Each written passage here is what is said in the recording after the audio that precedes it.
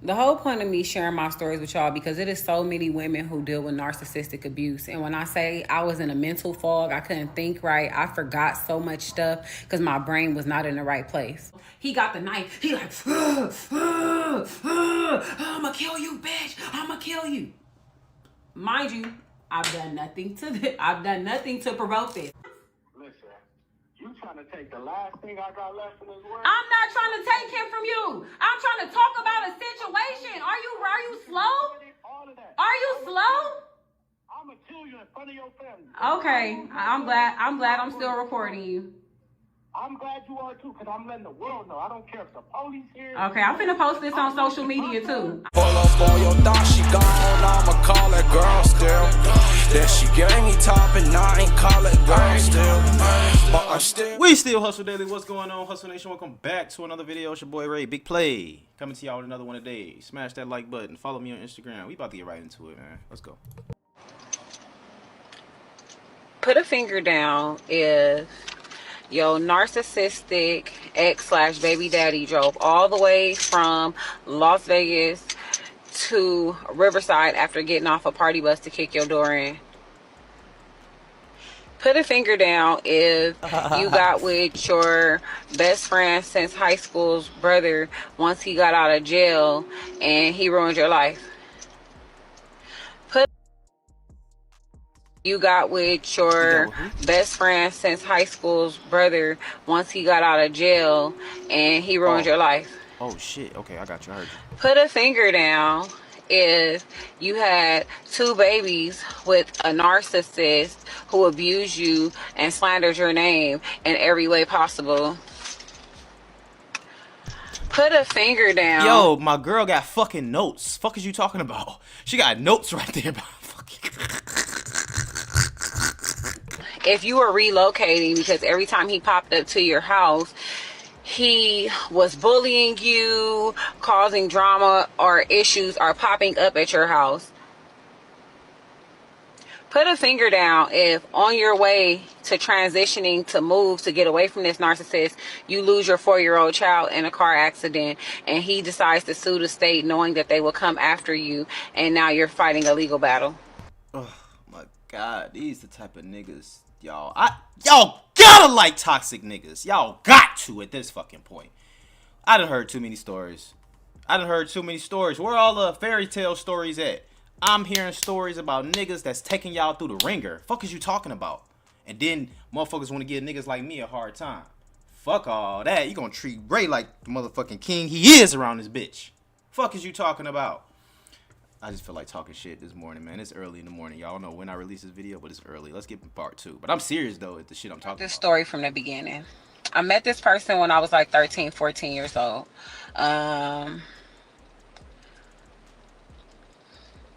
Me and his sister, we met at school. We was really close friends or whatever the case may be. After a while, I ended up getting in a relationship with him when I was maybe like 16 or 17 years old. Okay, mind you, I hold myself accountable for me not being aware, for me not paying attention, for me, at the time I didn't have the self-awareness. I had been raising myself since I was 17 years old. You know, I put a lot of trust into these people because I believe that they really love me and mess with me. Okay, I just thought they had my back, and we do that. And we go through things from not paying attention to the red flags. So long story short, let's fast forward. We get together when I'm 17. He ends up getting charged with a case. He goes to jail. He gets 11 years. I move on with my life because I'm a teenager, you know. So father ends up passing away. Let's fast forward again. Father ends up passing away, unfortunately. And I go to the funeral. He was in jail still, but he was getting ready to be released. He was in fire camp. They allowed him to come to the funeral. I'm there for moral support of the family because, you know, I love these people. You know what I'm saying? He's there. So when I see him, I hadn't spoke to him in a while because he had got into a relationship or whatever. And, you know, she knew of me. So, of course, like, who want their man talking to me? So she, you know, we didn't have communication for a while. We started back talking after his father passed away. He got to the funeral. I seen him. He was looking like a joint. He was looking real good. And I'm a Leo. When we want something, we're ambitious. We're going for it. Okay. With all the confidence in the world. He was easily obtainable. I got back with him or whatever. Before he got out, about 6-7 months, we built our relationship up. This person was very intellectual, charming, know how to use their words, but he's been in jail for 11 years, learning manipulation, run game on people, reading books. So he's a very smart person. Um, so he ends up getting out of jail. Within the course of him getting out of jail, while he's in there, I spent like 5 bands on him, buying him shoes, clothes, bought him a chain, bought him some earrings, because that's the type of woman I am. If I like you, if I love you, because I fell in love with him, I love you, I'm gonna do it up for you. I'm gonna make sure you straight, because I want you to be good too. I put him on one of my good credit cards so I could build his credit. Oh shit! Somebody can fuck with big play like that. Y'all fuck with these type of niggas and try to get these niggas off their feet and shit like that. Come fuck with a boss nigga like myself. Fuck is you talking about? Put me on a credit card. Fuck that. You know what I'm saying? I don't need it, but put me on that motherfucker anyway. Shit. Spend 5,000 on me. Credit score up. By the time he got home, that man had a 700 credit score. I was just looking. Oh, you bought him a chain and shit in jail. Oh shit! I'm thinking she bought that shit when he got out. Man. Out, and women know that we will do it up, but you can't do that for everybody. You do that for men like Yada, okay? And I know people say whatever but you when you give a man something and he bring you back more, those are the men that you do it for. But you don't know who those men are until you do those things for them. You don't know. Some people are just born users, okay? And by a man being in jail, that's all he knows. He's been in jail for 11 years, and that's all he had for support was to use women. So I was just like a golden opportunity for him to use me. You know what I'm saying? But me thinking like, I wasn't as spiritual and tapped in, and didn't trust my intuition and discernment and stuff. And you know what I'm saying? I wasn't there yet. So, I'm like, oh, this is one of my first loves, my da-da-da-da is coming back around, blah, blah, blah, blah, like, we gonna be good. Like, I romanticized this whole relationship in my mind, like, of how we were gonna be. He ends up coming home from jail. I'm working out, he working out. I had just did a Yanni's theme. A chick was fertile. A bitch was fertile. Boom. First go around, I'm pregnant. I got pregnant within like the first month. Boom. I'm pregnant. First red flag. We go to Vegas. He being disrespectful in Vegas, but he didn't know that I seen him doing a little shit that he was doing. I said, I'm going to talk to him when we get back, home or whatever. So, long story short, we get back home. We get back home, they must have told him, well, I only told his sister, so she must have told him, like, that I was going to have a talk with him. So as soon as we get back home, he spazzed out on me, snatched my lace front off my head, like, did all type of stuff. We end up, like, I put him out or whatever, because he was living with me, so I put him out or whatever. I'm like, you can't stay here, blase, blase, blase. But mind you, I'm still pregnant.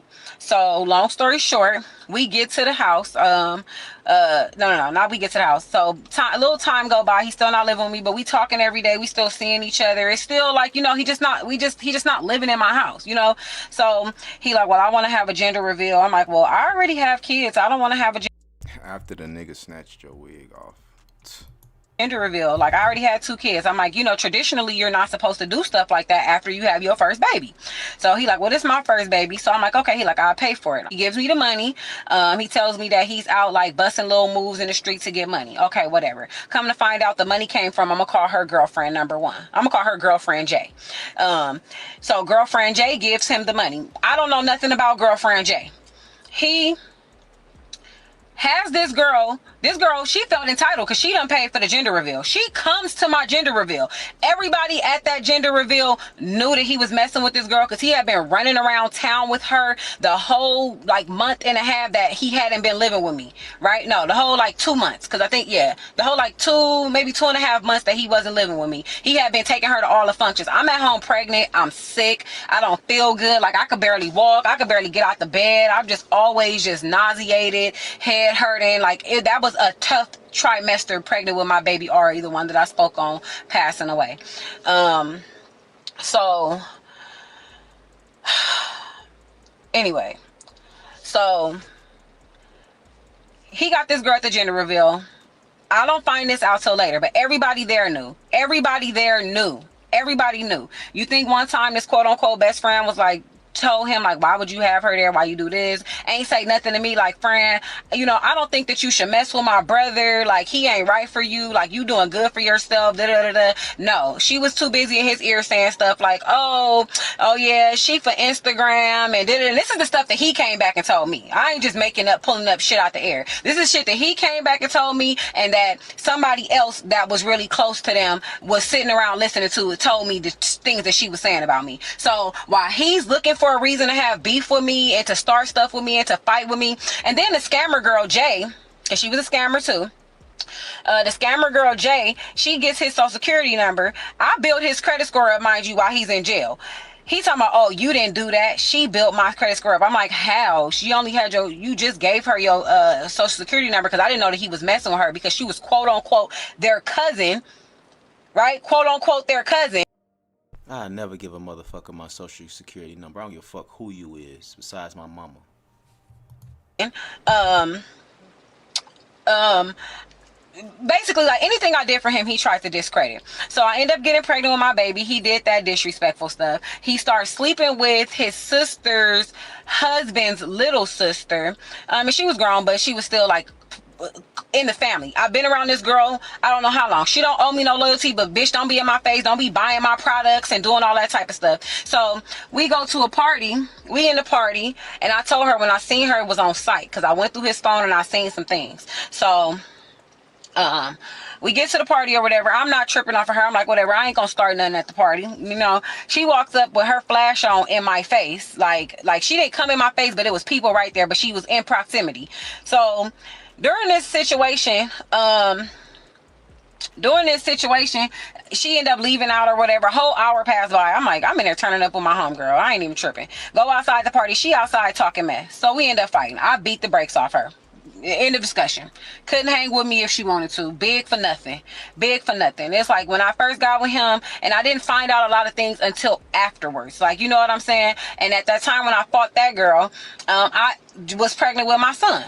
Because I had Irish twins. I had my kids back to back. So I ended up I was pregnant with my son during this altercation, during this fight with this girl. Got into it. It was just like a big old thing for me fighting her, because of course they families are connected and stuff like that. And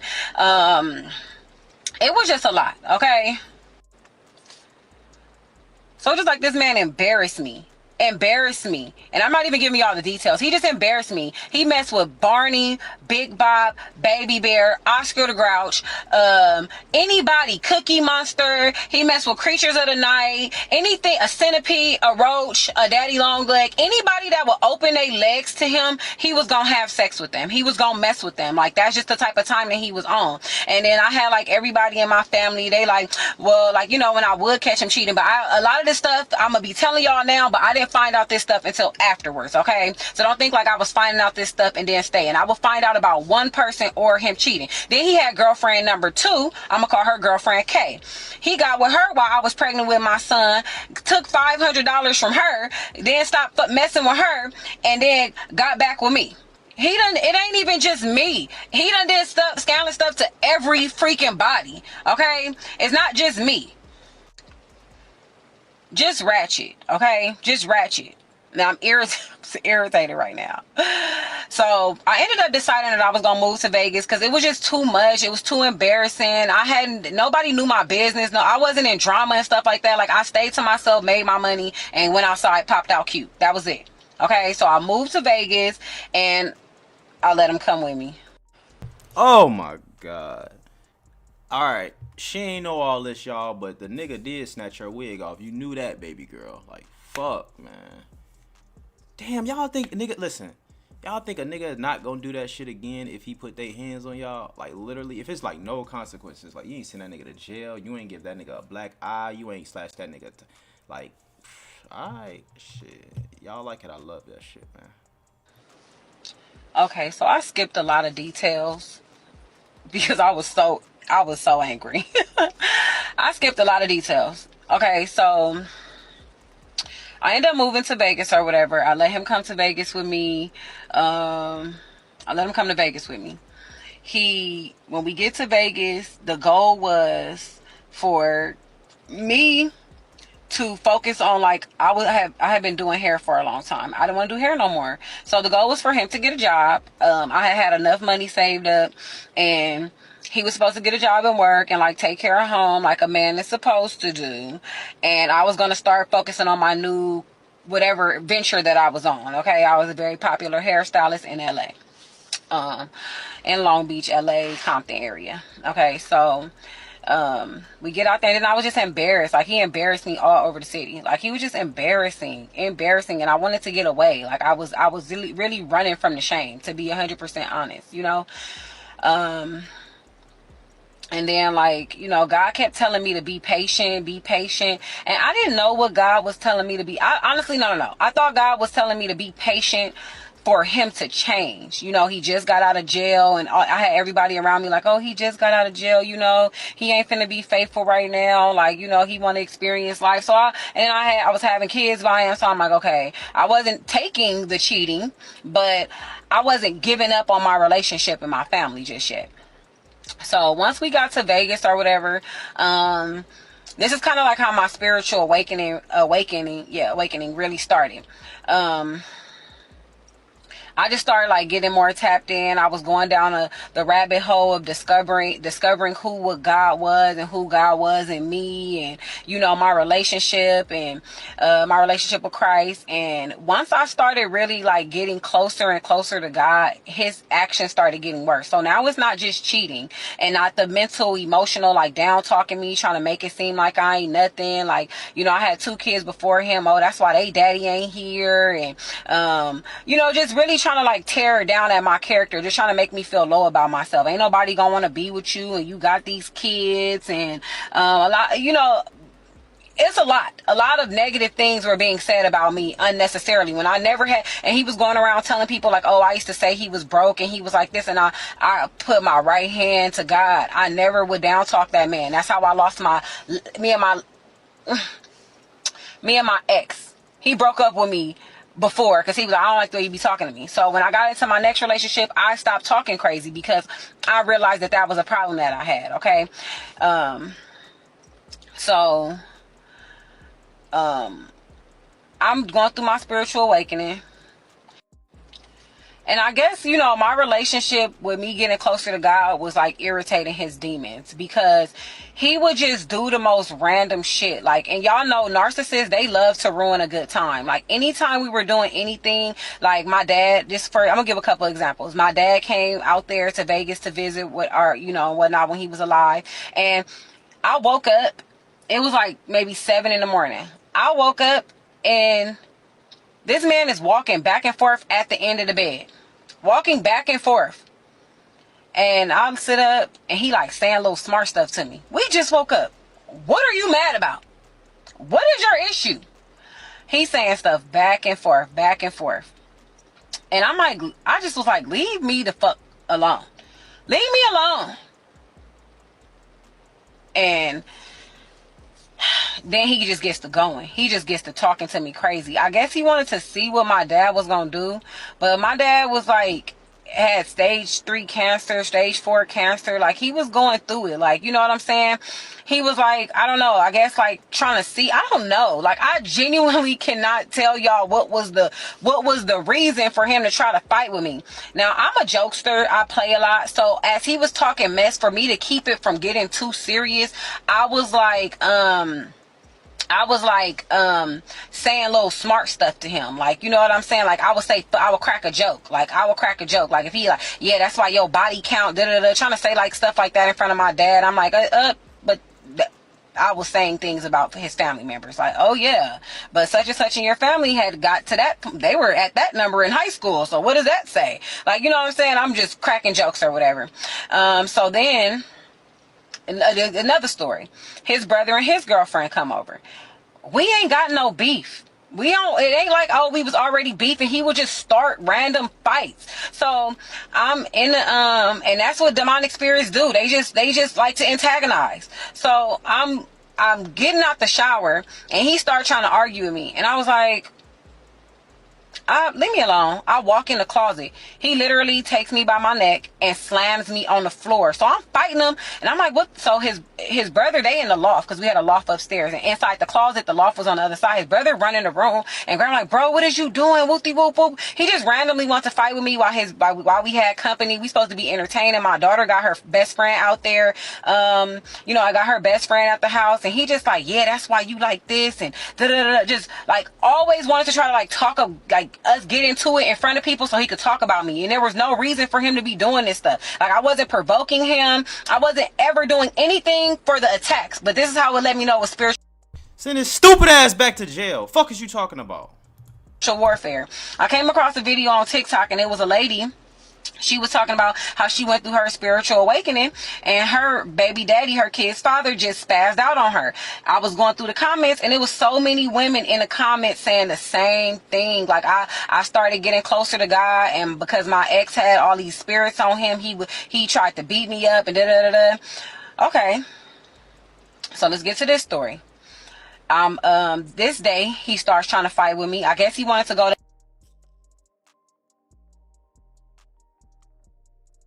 What happened to the sound, baby? We left off at a whole lot of other girls is going through the same thing. That's where we left off at. I don't know what happened to the sound, but this shit is crazy to me, man. How much motherfuckers be putting up from these niggas, man. Niggas be in jail. Niggas don't be broke as fuck, have no money. The motherfucking girl take them in and shit. Like I told y'all, I ain't never had a motherfucker do nothing for me, folk. I'm always the nigga that's helping motherfuckers. Like, what happened to the sound? All right, so ain't no more sound in this, so we gotta go to the next part. I don't know what happened, but just know she been getting her ass beat, she been getting choked out, and she been getting pregnant. I don't know if she said she lost a baby. I don't know if she lost another one, but that's what the fuck going on so far, y'all. So next. Okay, so I'm realizing the end of part 3 was cut out. So I was saying, okay, on this particular day, I guess he wanted to go to LA to go be with his family or whatever, because every time he would do something dramatic or do something crazy, we would break up for like a month or two, and he would go to his sister's house and go have sex with everybody, have sex with all her friends, go mess with everybody, whoever was available. You know what I'm saying? Or start courting new people, messing with new girls or whatever. Like, whoever was gonna get him some money or do whatever, like, he was gonna start messing with them. So I guess that was his tactic this time that we get into it. So he starts with me again, just trying to fight with me randomly out of nowhere. My daughter, she had just left with my mom and went to Arizona.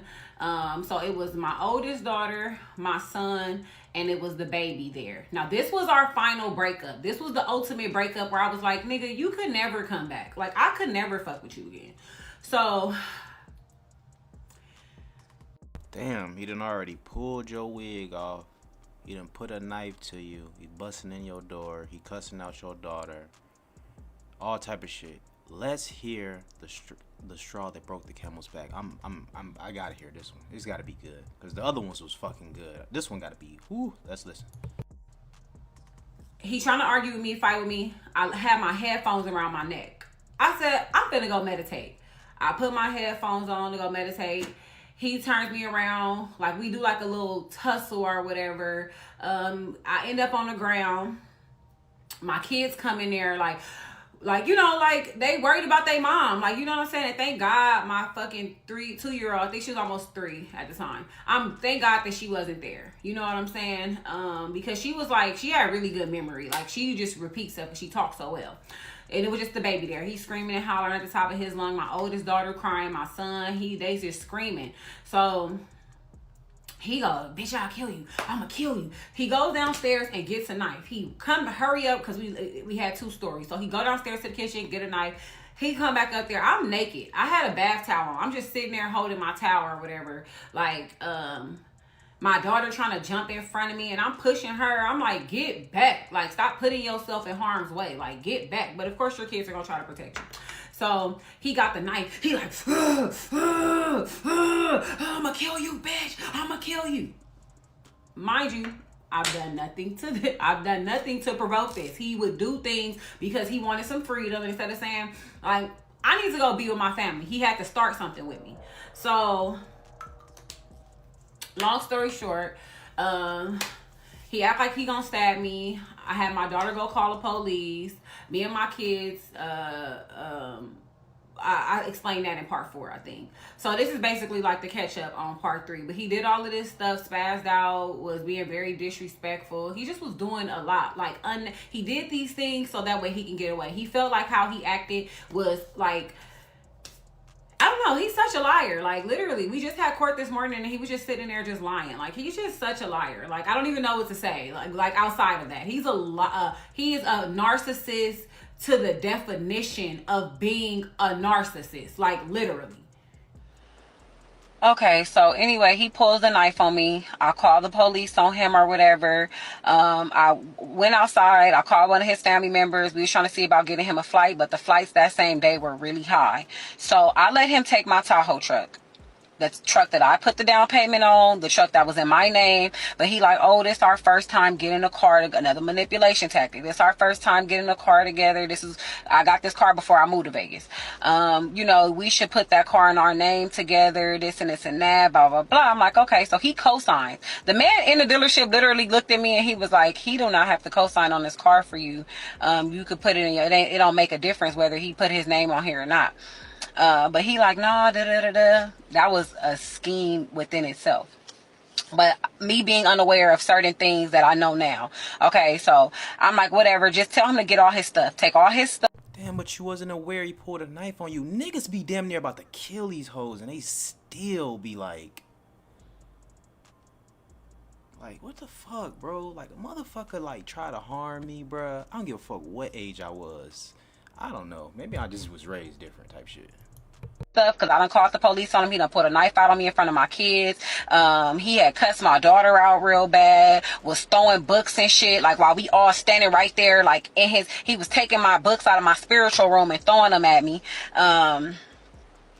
So he ends up leaving or whatever because I told him, I tell his family, like, he got this amount of time. I called the police. So if he's still here when the police get here, that's on him. You know what I'm saying? Oh, fucking police! Walking down the street with my kids or whatever. I'm like, tell him to just take the truck. I'll get it back. Like, you know what I'm saying? Me not thinking that this man was going to keep my truck and keep my car for me.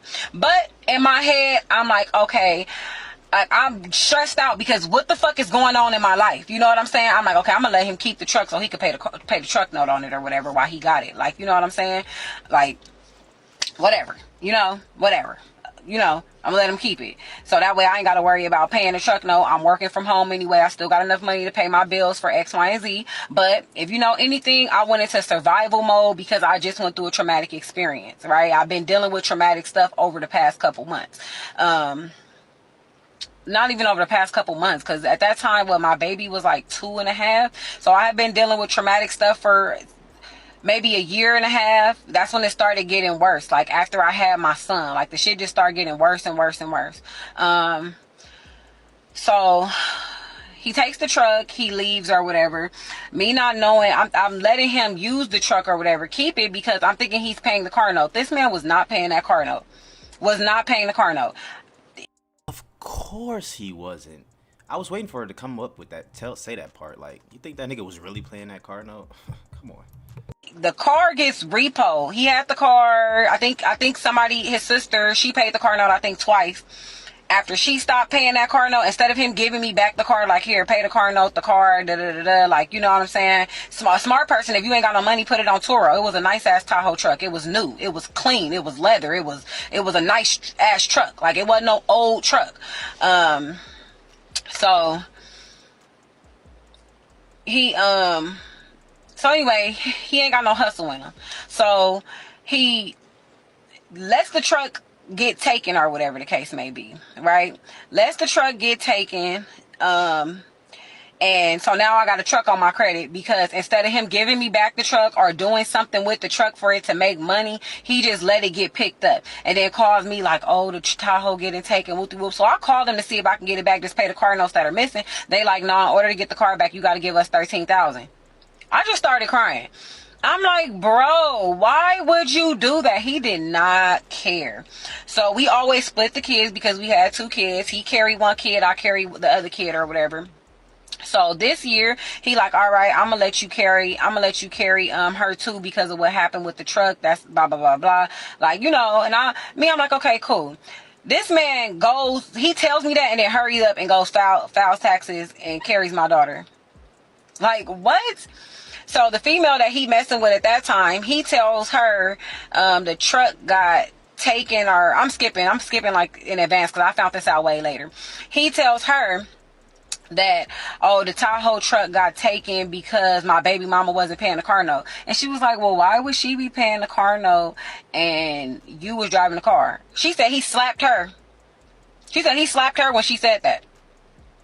My baby came home and was telling me, my daddy, they was calling her Marie, because he would lie to the kids about the women that he was messing with names, so that way they wouldn't come back and tell me that the kid, whoever he was dealing with, names. Mind you, so when we broke up, the first 6 months, he never came and got my babies. I had to go to the internet and be like, oh, y'all tell him to come get his kid. Like, he needs to come get his kids. Like, he needs to, like, it's been 6 months. You ain't tried to get them not one time.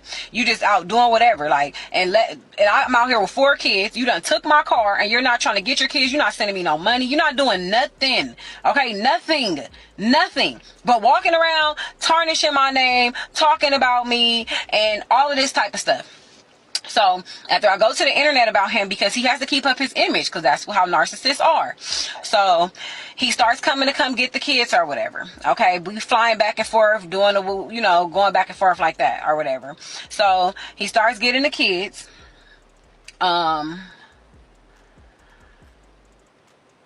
So when we flying, it wasn't no issue because we're flying. You get what I'm saying? Like, he can't come pop up at my house. Like, you know what I'm saying? Whatever the case may be. So my baby comes home one time, and my 1-year-old, he keeps saying bitch. I don't talk like that. Like, I don't talk like that. Like, you know what I'm saying? I don't be calling people bitches and stuff in front of my kids. Like, I don't have no reason to. So I'm like, where is he getting that from? Now, Ari was so smart. She had very good vocabulary since 1. She always just knew how to talk really, really good. From the moment she opened her mouth, a couple days old, she was cool. We knew she was going to be talking. She just talked. She like, oh yeah, my daddy called Marie a bitch and he slapped her. And I'm like, what? Now, why would you slap this? Why are you being abusive towards women in front of my children? You feel what I'm saying? So fast forward, when I get in contact with me and this lady, I didn't get in contact with her. She actually reached out to me.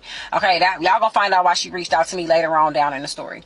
So she tells me like, yeah, I mentioned that to him, and he said something about the truck, and you and then he slapped me for that or something. Okay, I think if I'm mistaken, I'm mistaken. But I believe that's the reason why she told me that he slapped her in the car in front of the kids. Okay, so that's where my daughter got that from.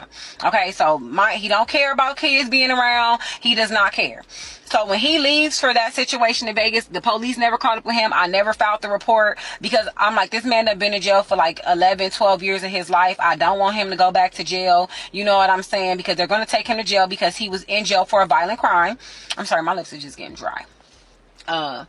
And so I was, I'm trying to spare this man. Okay, I'm trying to spare him.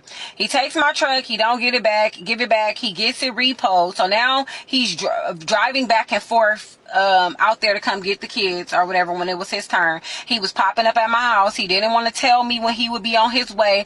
Like, he'd be like, oh yeah, I'm on my way, and literally be 30 minutes from my house. But you coming away from California and I'm in Vegas. So I'm thinking I got time to do my baby hair. I'm getting their clothes together, this and this and that. He would literally be 30 minutes away and then come back and say, I told you I was on my way, and then you got to do that. I'm like, okay, but you didn't tell me that you were down the street from the house. Like, so how am I supposed to know? Like, and then if I wouldn't want to let him in the house, he would come push the door open. He just would cause problems every time. Whole time he's living with the female, got my kids at this female house. I've never met her. I've never talked to her. She said she kept asking to speak with me, but he kept telling her, oh, my baby mama drama, and all she gonna do is start stuff with you. Like, she said he told her so many things about me that once he started doing those things to her, she realized that they was lies. Like, you know what I'm saying? And she realized, his family went along with everything that he used to say. And once he started doing that stuff to me, she was like, I was like, they not right as a group of people. They not right. Okay. So anyway, he's doing all of this aggressive stuff. So I decide that I just need to move. I need to get from around here. Okay, I need to stop. I need to go. But before that, I'm in LA because I was flying back and forth from Vegas to LA because I was still working, still doing hair in LA, and I would just come back and forth every 2 weeks. Okay, so I go out with everybody to go eat in the shop, right? All the barbers are there and the females from the shop or whatever. And I call him because he's supposed to come pick me up. I had got a room, and then I was going to go, he was going to drop me and the babies off at the room. Me and the babies were going to leave in the morning, fly back home. Or yeah, we was gonna fly back home, right? So he pulls up, sees the guys from the shop. I get in the car. He starts trying to argue with me and fight with me in the car. He's drinking because he had just came from a party. My baby was crying, so I'm sitting in the front seat. I strap my daughter in the back. I'm in the front seat holding him because he's teething, so he just screaming. I got him to stop crying or whatever. So he drinking, he just pulls off. So okay, let me get to the next part. So he pulls off from the restaurant. The hotel was literally like, I mean, not the hotel was literally like around the corner. So we arguing, and I'm like talking mess. I'm like, is something fucking wrong with you? Like, you got problems, and da-da-da. This nigga just reaches over and wham, slap the shit out of me while I'm holding my baby. My daughter is sitting in the back seat, and she like, daddy slapped mommy. Like, or she like, why you slap my mommy? Or she said something. I can't remember necessarily exact verbatim what she said, but she says like what he just did to me. So he gets to a light. I try to hop out the car at the light. He pulls off with me halfway out the car holding my son. And I'm like, what the fuck? What if I would have fell with my baby? He was like, so what, bitch, that would have been your fault. Shouldn't have been trying to get out the car. He like, yeah, you think it's a game? I'm finna kill you. I'm finna kill you. I'm finna kill you. He pulls over to like a dark cul-de-sac street, and it's really, really dark. So as soon as he pull over, he hops out the car, moving real fast. I jump out the car. Mind you, I'm still holding my baby. I jump out the car. I take off running down the street. I'm screaming, help me, help me. Because I've seen him be aggressive with me on several other occasions, okay? It was some people that just so happened to be coming outside. They like, are you okay? He seen them. They like, are you okay? Are you okay? I set my baby on the ground. I run back to the car, and I'm trying to hurry up and get my 2-year-old while he's going around. He's standing he's walking away, but he talking mess. Like, yeah, bitch, whoopty whoop, whoop, whoop, whoop. So I hurry up and I run to the car, and I'm unstrapping my daughter real quick and snatch her out the car. He jumps in the car and pulls off.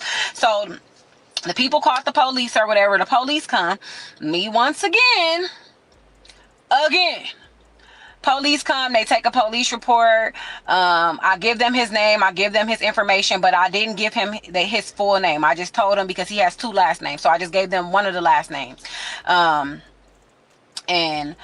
I don't even know. What do we say? Ladies, I mean, like, what the fuck do we say? Like, do the motherfucker just gotta off you and then you call the police? Maybe he gotta kill you and then you call the police to try to get this nigga away from you. Maybe that's what's gotta happen. They gotta kill you first and then you can call the police. Like, come on, bro. I don't know. Like, I'm like, I don't know. Like, we taught in the black community to not call the police. I was not taught that shit. What the fuck? Bro, I was not taught that. I was taught, nigga, let a nigga start fucking with me. Bitch, nigga, I bet I call the police on you. Fuck, nigga. Fuck is you talking about? I ain't about to play with you. It's either that or the motherfucking you already know. You feel me? Because I damn sure gonna protect myself. So it's like, what the fuck? Like, y'all gotta get over that shit. All that shit. Oh, don't call the police and this snitching. I don't give a fuck. Call me a snitch, nigga. I'm calling the police on your bitch ass. Fuck is you talking about? Get the fuck away from me before I hurt you. Like, what the fuck? Y'all, hey, that shit be tripping me out. I was not taught that shit. Like, motherfuckers be watching too much TV and all that shit. And I guess nigga be in the streets and shit, nigga. But don't we see, like, niggas will snitch on you? Like, everybody's for their self. Like, period. Like, nigga, you get in the jam with your homie, nigga, and the homie know it's his shit. The homie probably ain't gonna say shit. Like, or the homie gonna snitch on you to get less time. Like, bro, this shit is stupid, bro.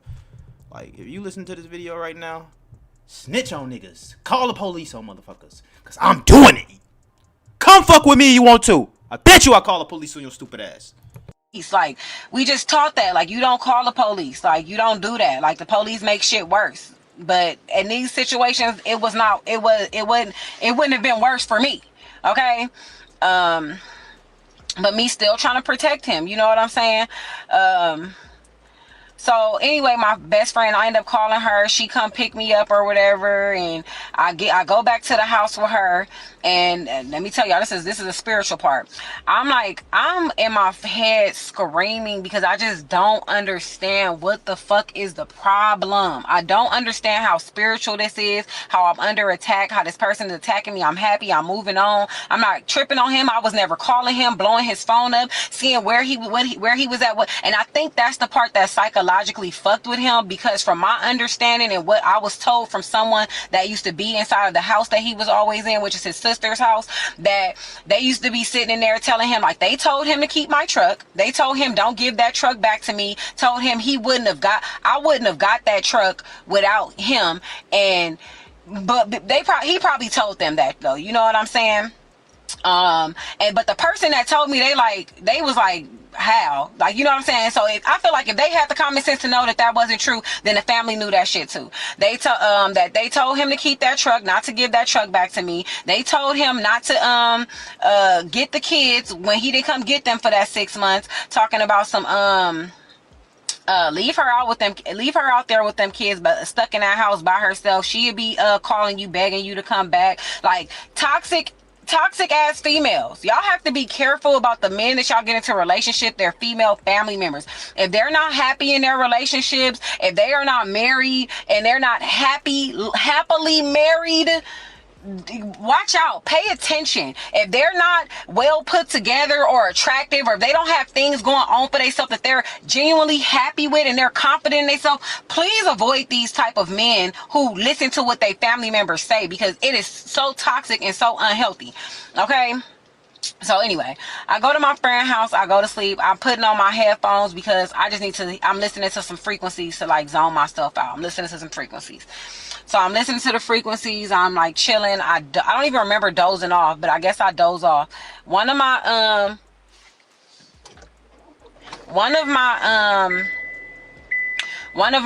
spirit guides, one of my ancestors, I used to astro travel, but it scared me a little bit. Okay, so I stopped doing it. But I closed my eyes and I opened them, and it was a big ass spider on the ceiling crawling around. But I knew if I blinked that it would go away, because every time I blinked, this is what would happen. I would be just like back into reality. So I looked out the window, and she stayed on like the 6th floor. Okay, she stayed on like the 6th floor. I look out the window, and it's my spirit guide out the window with his t-shirt on that says security. He looked back at me like, he gave me the coldest look, like, why was you even around him? Like, you shouldn't even, like what was you doing? Like, you ain't learned your lesson yet? Like, you ain't learned yet? And I'm like, oh my God. I blinked. I blinked. So the next day I leave or whatever. I don't deal with him for a minute. I could, of course, because the police was called, CPS got called, because I didn't press charges on him, and they felt like I was going to let him come back, and that he did all of this stuff with the kids or whatever the case may be. So I had to prove, like, you know, he lives out there, I live out here, blah, blah, blah. He not going to be out here. Long story short, they end up closing the case. So I got CPS called on me in Vegas for what he did to me in LA, because I gave them my address and stuff, of course. So I had a CPS case out there, because I didn't press charges on him. So dealing with that, let me think about what the fuck happened next, because it's just so much. And I think, so in the midst of all of this, I'm writing my workbook. Once I really started healing, I started writing a workbook called Healing After Heartbreak, because I didn't realize how much trauma this man had put on me till I start doing the internal work, until I start healing, until I start working on my mindset, until I start unlearning the limiting beliefs, until I start dealing with and digging in my childhood trauma. It was just a lot. Like, it was a lot that I was uncovering about myself. And I think the fact that I never chased him, I never cared what he was doing, because he was doing it while we were together. So why would I care now? Like, we're not together anymore. So why am I going to be tripping on you now when you was doing it when we was together? So it gets to a point where I'm like, okay, I ended up I had to get out of the situation, that I had to move from that house because it was just like always something. Um, my daughter, we ended up having a birthday for her. This man calls me. I'm just giving y'all little parts of the story just to show y'all the type of shit that he would do and try to make it seem like I was tripping. I was gonna give her like a little painting party with like the little friends that we had out there. He calls me the night before, like, oh yeah, we coming to Ari party tomorrow. Who is we? Me and my family. I said, no, y'all not. How do you think that you're gonna call me the day before and tell me that you coming to her party? Well, we coming out there. Da da da da. Why would you do that? And his female family members, oh, we going. They all got in their cars and they all came. They all came. This show you this fucking toxic shit. They all came out there, pulled up to my house. I called the police because I told y'all do not come to my house. And the granny, the mama, why are y'all here? And y'all knew I didn't want y'all coming to my house. But y'all try to bully people. Y'all tried to bully people. I called the police and the police was like, well, I said, I told them don't come to my house. He was supposed to wait till his weekend to get her and then celebrate on his own. He felt like, because he gave me, I think, $200 or $300. He sent that to me. I didn't ask you for that. You said, oh, okay, well, here, I want to send you something for Ari for her birthday. That didn't mean, oh, me and my family is showing up. I don't even like y'all. So why do y'all think that I want y'all in my house? Why? No, I don't do the fake stuff. If I don't fuck with you, I'm not fucking with you. It's just simple as that. I don't do the fake stuff. So they popped up. I called the police. We ended up not even having a party because like her friends, they parents worked and stuff like that. So I ended up just taking her to go buy her some babies and stuff like that. And I still did the painting party with the people that lived in my house, her and her siblings, in a discussion. So, it was like he messed up my baby's birthday that time when we had things planned. So that situation is done and over with. We still going through him like, oh, I'm gonna come get them this right now because he'd be like trying to switch up our schedule with how we watch them every single time. He don't know what I got planned, what I had to do, but I just got to the point where I would just rearrange I'd be like, I wouldn't tell him that I had things planned, because anytime that I would post that I was out and I was enjoying myself, this man would call me, blow my phone up, just be talking mess about me, just like. So I stopped posting when I would hang out on social media because I didn't want to be harassed because I decided to go enjoy myself. Oh, you a hoe, you just out there trying to mess with dudes and da like every single time. And I'm trying to focus on my healing and being in a positive space. Okay, so now I'm getting ready to move from Vegas. I wasn't moving from Vegas. I was just moving houses. I never planned on leaving and coming back to California. That was never my intentions. So in the midst of us moving, I asked him, I said, can you keep the kids while I get ready to move, can you keep the kids while I'm getting ready to move? Like, it's going to be a lot with me trying to move with them. It's just me, my oldest daughter, and my son, and we moving this whole house. He said no. Like, he had them. My oldest son, his grandmother passed away, so we went to go to her funeral in LA. He like, no, once the funeral is over, come get them. He was upset because I didn't want to tell him where I lived at. I didn't want to tell him where I was moving to because I was tired of him popping up to my house being aggressive. And I'm about to show y'all the text message.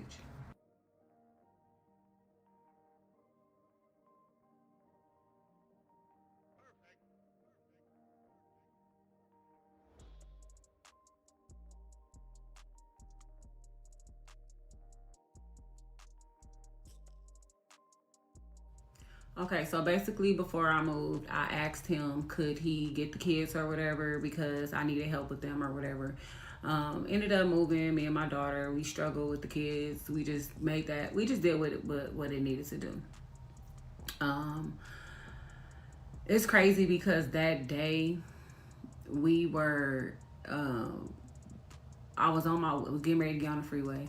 And something kept telling me, go to Beauty Supply, go to Beauty Supply, go to Beauty Supply. But I'm like, we finna go to LA. Like, I don't need to go to Beauty Supply. Everything, and me knowing, having the intuition, having discernment, I just didn't feel like driving 20 minutes the opposite way of the way that I was supposed to be traveling. And you never know, I'm not going to say that my daughter would have survived if I would have went that way, because maybe something else was going to happen. You know, maybe we do have death dates, or passing dates, ascension date, whatever you want to call it. I get on the freeway. I'm driving. I'm not doing anything that I'm not supposed to be doing. I'm not on my phone. I'm not high. I ain't drunk. I'm not doing nothing. I'm 2 hours away from my destination. This lady drives at me going 80 miles per hour from 100 yards away and hits my car so hard that I flip off the freeway into like a little ditch. My kids were ejected from the car. They had a long day. My toddlers were strapped in their regular lap belts. They were not strapped in their car seats. I'm gonna just be honest. In the midst of us driving, my son, he climbed out of his car seat and got into my oldest son's lap. So he's in my oldest son's lap. I look back because I hear it. So I look back to see what's going on. I just keep driving. I'm like, we almost there. Like, they tired. We had a long ass fucking day moving. Like, you know what I'm saying? It's just me and them. And we moved a upstairs, downstairs house, 3 bedroom sets. We moved so much stuff. So, we on our way to LA, and I'm getting ready to go out there because I'm supposed to meet him to give him the kids the next morning, but he wanted to go watch the Super Bowl game. So this is why he didn't want to help me either. So we getting ready to we almost there or whatever. This lady hit me, knocked me off the freeway. My kids get ejected from the car. We on the freeway for like 15-20 minutes before the police even pull up to the situation. In the midst of them pulling up, I done been flipped over. I'm sitting here watching at this point, I already know that she has passed away. Like, you know what I'm saying? I'm in shock. I can't even, like, my brain is not even like there. It's not even there. I'm just like, what could I do to, like, I was just walking around because I just didn't know what to do. Like, I kept going to go sit with the kids, and I was sitting there with them, but my brain was like, move. Like, I don't know. Like, I just went into like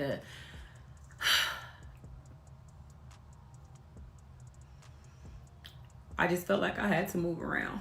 So the officer allowed us to go to the car. I go to the car because we trying to get stuff out the car. When I get to the car, my daughter's seatbelt was still intact. It was still buckled in. I unbuckled it to move the seat so I could get in the car, because my car was smashed up like a soda can. I was driving a 2023 Cadillac XT5. They had a large sunroof on it. While we was driving, I had the sunroof open because the kids was looking up at the stars, because you know you can see the stars better in the desert. But I would never do nothing to put my kids in harm's way. We just had a long day. And anybody that knows I always made my kids be in their seatbelt. They was tired. They wanted to be comfortable. So I allowed them to be comfortable. And that was it. So fast forward, come to find out, the girlfriend at the time, she tells me, he asks her, like, should I get the kids? And she like, well, we just had the kids, because I didn't even know that he was living with this female. So from the time that me and him had been broke up, I think it was like 2021. Or it probably was 2020, 2021, 2020. I don't know. I can't remember. 2021. So it probably was the summer, close to the end of summer 2021. He had got into a whole new relationship or whatever the case may be. So he got with this girl. Now, he tells me that I don't know that they living together. So basically, like, when she reached out to me and me and her get to converse, and she like, yeah, he didn't even tell me that you was moving, or I would have told him to get the kids. He told me, like, you finna go out and party or do something like that. So I told him, like, nah, like, you know, let her keep the kids, because we just had them, because she used to be keeping them while he went out and ran the streets. You feel what I'm saying? I never met this girl, never talked to this girl, but yes, she's watching my kids. She told me that the kids were sleeping in the bed with him and her. She told me that they were that she was giving my kids baths laughs and all of this. She said she kept trying to tell him, like, I should be talking to their mother, you know what I'm saying? And you got me doing all of this stuff with her kids, you know, like, she like, that's the type of woman that I am, like, you know. But he insisted that you would be drama, you would be like trying to start stuff with me and all of this other type of stuff. So he sat up and talked about me so bad to this girl that, like, you know, that's her man at the time, so she believed in everything it is that she's saying. And I'm finna give y'all a video clip of him and what he said to her. Hold on. Shit, nigga, that you had to get on the phone with a bitch who you sat up and talked about me, not about on the phone and sat with her to fucking play, chop it up and see what we could fucking find out about Davy. That's the fucking snake, you fucking weak ass bitch. You got so in your feelings and so fucking weak and on some mark ass shit, nigga, that you had to get on the phone with a bitch who you sat up and talked about me with daily, who you said you didn't fucking like, who you want to trip on, and you fucking told that bitch everything, nigga, because you was on some weak ass, mark ass shit, nigga. You the snitch, nigga. You the fucking snake, you weirdo. Okay, so after the accident happened or whatever the case may be, like, you know, I'm grieving, I'm sad, I'm going through it. We at the hospital, me and him, like, you know, I'm still like on ends, but like my mental was gone. Like, it was gone.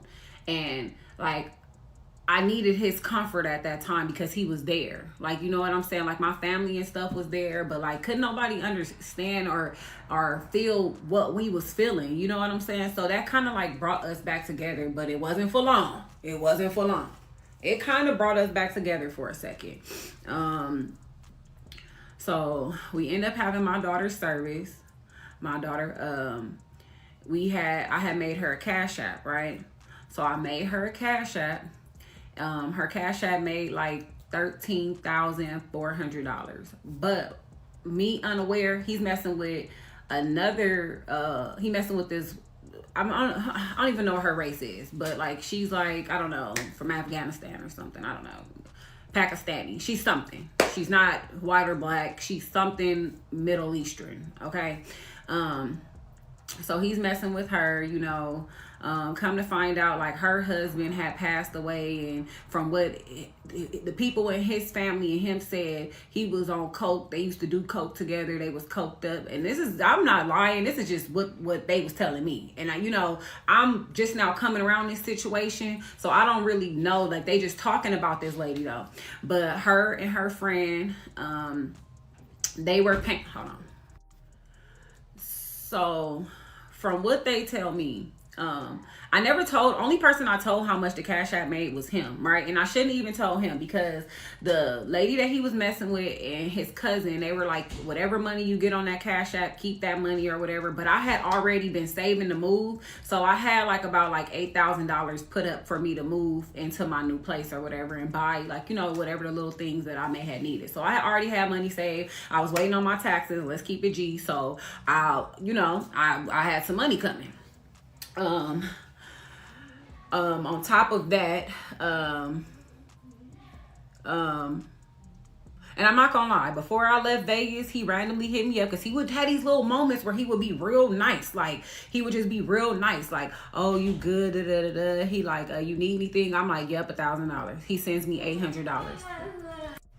Okay, I'm sorry. People keep trying to come in here while I'm telling the story. So, long story short, like, my baby service was very beautiful. It was very nice. But from my understanding, they was like, keep the money, go get you a new car, do what you got to do, blah, blah, blah. But they didn't know how much money it was. He knew because I told him. So he's telling me like every other day, like, man, they not paying for this shit how they saying that they was. Whoopty whoop whoop whoop. Send me $5,000 so I could send me $4,500 so that way I could pay this person, or that way I could pay the funeral home. Send me this amount of money. Send me this, send me that. I sent all the money to him, basically, like all of it. It was probably $1,800 left. Like, in total, I probably had like $2,500. I paid the person who took the pictures and stuff like that. I helped pay for some of the venue because his sister paid for some of the. I think she paid for like half. I think she paid for the whole venue. I'm not even 100. I can't remember. But his sister ended up paying for the venue or whatever. But it was all of this. He took all of the money basically and was just I hadn't been around him, but he really didn't have nothing. So he was putting on this fake show. So he was using the money that I was giving him to continue to put on this facade for me, like he was that nigga. You feel what I'm saying? Oh, I could pay for this, I could do that, I could whoopty whoop whoop whoop. Come to find out, the lady that he was messing with, she fell out with her best friend, who was somebody else that was helping pay for the funeral service. Because when my baby passed away, I had life insurance, but the day that I did the insurance, I didn't have their socials with me. So I was like, okay, I'm gonna call back when I redid my policy. I'm gonna call back and get the socials. I never did it. Okay, so she didn't have no coverage. So you know, in my mind, I'm like, oh, he paid for this. Like, you know, the service came up to probably like 18,000. The service, the stuff only, the cash app only came up to 13,000. So anyway, he had me send him all the money, and I have proof of that too. Hold on.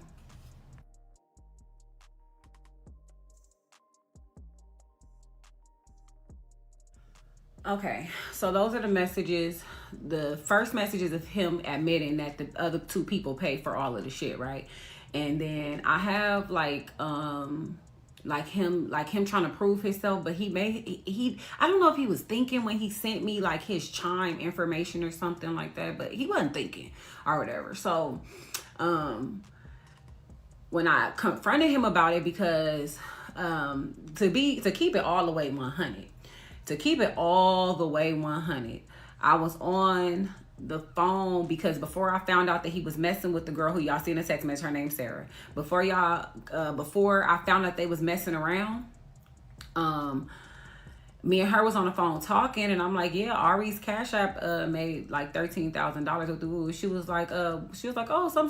So what happened with the money? And I was like, I gave it to Davion because he said he had to pay for the funeral. And she was like, no, I said I gave it to Davion because she was like, she asked me like why or something like that. I said because he said he had to pay for the funeral because, you know, the people who were supposedly helping, they weren't doing their part. And she was like, what? So boom, I went and confirmed it I went and asked somebody else another question to kind of confirm it. So when I confronted him with it, like, hey, because he had been trying to get back with me, asking us to be back together. And I was like, I gotta ask you a question though, because something is not sitting right with me, and I just can't get it off my chest. Okay. During the time of my daughter passing, he was getting money from everybody. He was getting money from the lady. He was getting money from me. He was getting money from, and that Sarah is not the girl that he was in a relationship with that he cussed out on that audio. Okay. We and him was together though, like almost every single day for like 2 months after my daughter passed away. Like we was going through it, like smoking 5 blunts a day, drinking a fifth of Douce every single day, like every day. There wasn't a day that we didn't throw back a fifth and at least smoke 5 blunts every single day. So, you know, once I found out what he did with the money, I was like, you know what? I ain't even tripping. I really thought that, like, you know, he paid for the service. Like, you know, I'm even telling people, like, yeah, my baby daddy, he made sure my baby service was beautiful with you, giving him his flowers as I fucking always do when he's doing what he's supposed to do. So once I found out that he was lying, I was like, forget it. I don't even care. My baby service was beautiful. I'm not tripping about the money. I done lost my child. Like, I don't care. Who cares? You get what I'm saying? But you see what was on his mind, to be conniving. You get what I'm saying? So that's that. My baby service was paid for. I ended up moving. Instead of me going back and moving into a place in Vegas, I ended up coming back to California because I didn't want to take the long travels going back and forth in between Las Vegas and California because we still had Zion. So I ended up staying in Riverside for a year, in which the lady who he was messing with, she got me into that place. All I did was told her my first and my last name, and she got me into that place. So, you know what I'm saying? I lived there for a year. She did she bust her ones and twos, you know, but that's the only place that I moved into. And it wasn't on behalf of him. He gave me the money, but that was before I even left Vegas. So, like, you know, he gave me $800, but my move-in was $7,000. Like, let's be fucking for real. Like, and my U-Haul was $800. Like, let's not play stupid games. Okay. So, okay, that's it for this part. Oh my God. So part 7. Now we're not like dealing with each other. So he's back on his Vegas tip. He's popping up at the house. He's being aggressive with me. He's just doing the most. He comes to the house. I just give y'all more stories. He comes to the house one day. He throws a whole freaking car seat at me, mad about something. It's always to do with me and who I'm dealing with, where I was at, who I went out with, blase, blase, blase. Like every single time. I have so many text messages of this man just being delusional, emotional, and mentally abusive. But it's always about me dealing with somebody else while he's in a relationship with one woman and has a side girlfriend and still trying to get back with me. So I want to tell y'all the story of one day he was asleep at my house. I'm in the room. I'm listening to my music. I got my headphones on. I felt like a threatening presence behind me. So I feel this threatening presence behind me. This man gets up. No, he didn't get up. I get up because I was in the bathroom. Damn, why did I say this man gets up? I'm talking about everything spiritual. Okay, so he in the room.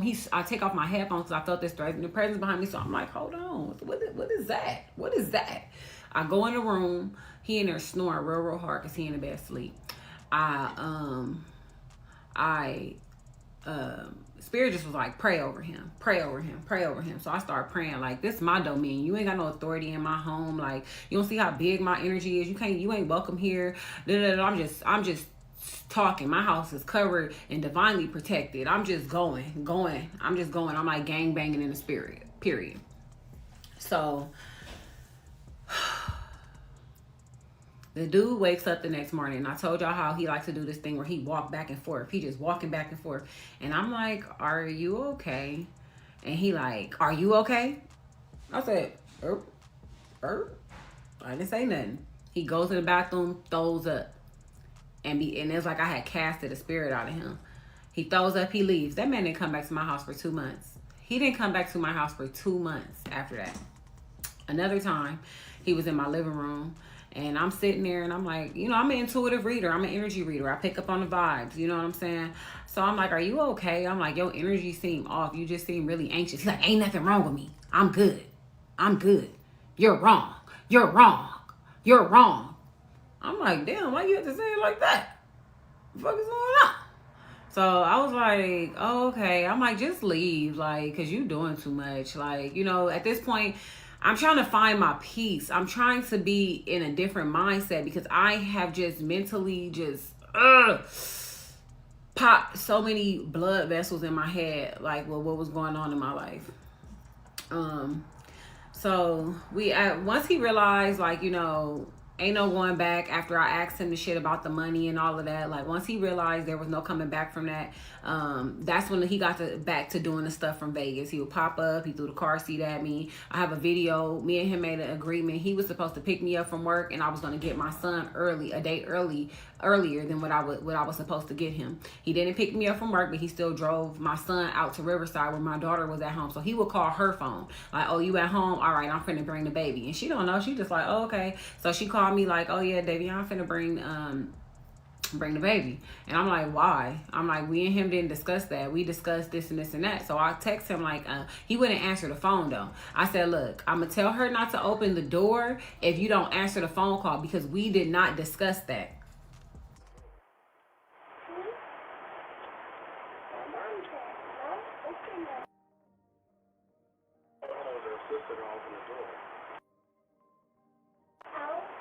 Mom said don't tell her sister to open the door.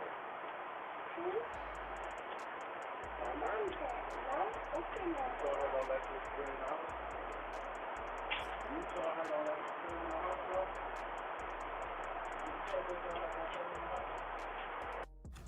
So that's him on the Ring camera telling my son, like, oh, your mommy said don't open the door for you. Like, why are you playing mind games with my son? But I've sat and watched him do little shit like this on the phone with my son. Like, oh, your mommy, she da-da-da-da. Like, why I'm sitting right there? And I be like, bro, are you stupid? Like, literally doesn't care because he gonna lie about whatever I say that he did and say that he didn't do it. Like, literally when we was at court this morning, he just lied about everything I said that he did. He just said that he didn't do it. Like, oh, she's lying, da-da-da-da, because I didn't have the evidence to give to the judge right then and there because I was doing it via Zoom.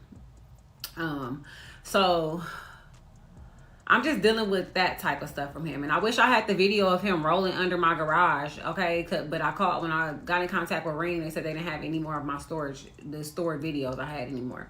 So I'm like, okay, whatever. Like, it just always was something with him, okay? So now we get to the point where my son is, we going back and forth. He's getting my son or whatever the case may be. And I don't even know if I told y'all this part where him popping up at my best friend's house, and I just like jumped in the car and left because I know how she gets. Like, I know how she gets. Like, she would have been like, why the fuck are you here? Because she knew we was beefing. I didn't want them to get into it. So I literally ran upstairs, grabbed my stuff, and just left out her house. Like, I was just like, I don't have time for this today. When I got to the car, Spirit was like, be cool. I get in the car. I didn't ask him nothing. I just was like, you're crazy. Why are you here? She lived way in Ontario. He was supposed to be in Norwalk. Why are you out here? He knew it was my best friend's birthday. So he like, oh, she out. It's finna be niggas. Like, let me go pop up. But he's out. And it's like 2 o'clock in the morning. You got my baby in the car out looking for me and where I'm at. What? So I get in the car. We go back to the house, go to sleep. And I'm just disgusted. Like, ugh. Like, something wrong with you. You feel me? So, okay, that was just another little side story that just came to my mind. So, once we beefing, he's constantly throwing in my face about my daughter passing away, blaming it on me, saying that it's my fault that she passed, like just mentally, emotionally abusing me because I didn't want to deal with him no more. I didn't want to sneaky link with him no more. Like, you already was messing with 2 other women. You had things going on with them. The girl who reached out to me and me and her conversed, she told me, when he was in that in part 6, when he was in there talking about, you told her everything. She told me that when she found out that I was moving, okay, and that's the reason why I asked him to get the kids, she said something to him about it, and he hit her in the head like 3 times with a gun. She said she had to go to the hospital and everything. So she told me that situation. She just was telling me like the abusive things that he was doing to her. Like, when she was out for her birthday or went out at one time, he popped up and tried to fight her and did all type of crazy stuff. She was just telling me the things that she'd been through with him. She was like, after he flipped the switch on me and I seen the things that he was doing, she was like, it all makes sense. Like, it just makes sense why you were the way you were with him. And she was like, I was just too busy believing him and believing his family because they was going along with everything that he had to say about you, making it seem like it was true. And they knew that the things that he was saying about you was not true. So he just like a violent person. So I don't play like that. There's too many women out here that get killed by their baby daddies, by their exes, by their ex-husbands, by their husbands. I don't play like that. You've already threatened to kill me on several different occasions. I'm about to let y'all hear one of those. Okay, so I'm gonna let y'all hear that video after I tell y'all this story. How we ended up where we are at right now. Okay. So long story short, I'm gonna tell y'all that in the next part 8. So now, we just not getting along. We going back and forth and stuff, and he's picking my son up. He's taking back and forth, and now it's finally confirmed that he's no longer with the other girl. He's officially moved in with the Pakistani lady. Okay, he's officially with her. So, he, like I said in the beginning, he gives the ladies nicknames so my son won't come back and tell who he's with. So, her nickname was Smooch. My son always was running up to my stomach and be like, oh, you not pregnant, that's Smooch. Smooch having a baby girl. And I'll be like, oh, okay. But my baby dad's brother was having a baby. So I just thought, like, it was her. Like, I wasn't thinking nothing of it. And she was having a girl. So I just never really tripped on the situation. I was just like, okay. So, whatever. So then he comes, and one day my son just standing there. He digs in his pants. He went in there, got up in his butt crack and dug in his butt and was like, and tried to touch my face and was laughing. And I'm like, Zion, where did you get that from? And he say, smooch. So I'm like, smooch? I'm thinking he gonna say one of the kids. I'm thinking because his sister, like, you know, she got sons and they'd be a whole bunch of little boys at their house playing. So I'm genuinely thinking that he was gonna say one of the kids. No, no, he says an adult. So I call my baby daddy. I'm like, sir, I don't know what's going on, but my son just said blah, blah, blah. His response to me was, I'm not finna be listening to no 3-year-old. Huh? You ain't gonna be listening to no 3-year-old. Little kids get touched and things, people be doing weird stuff to little kids. Let me show y'all the messages.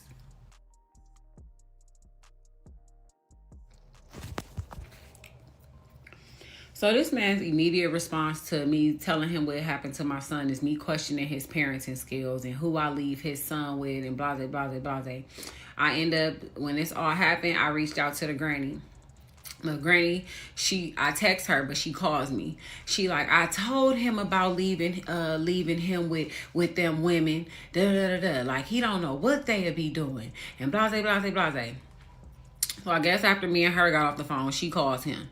She calls him and she then she texts me back like, I don't think that lady would do nothing like that. She ain't even that type of person.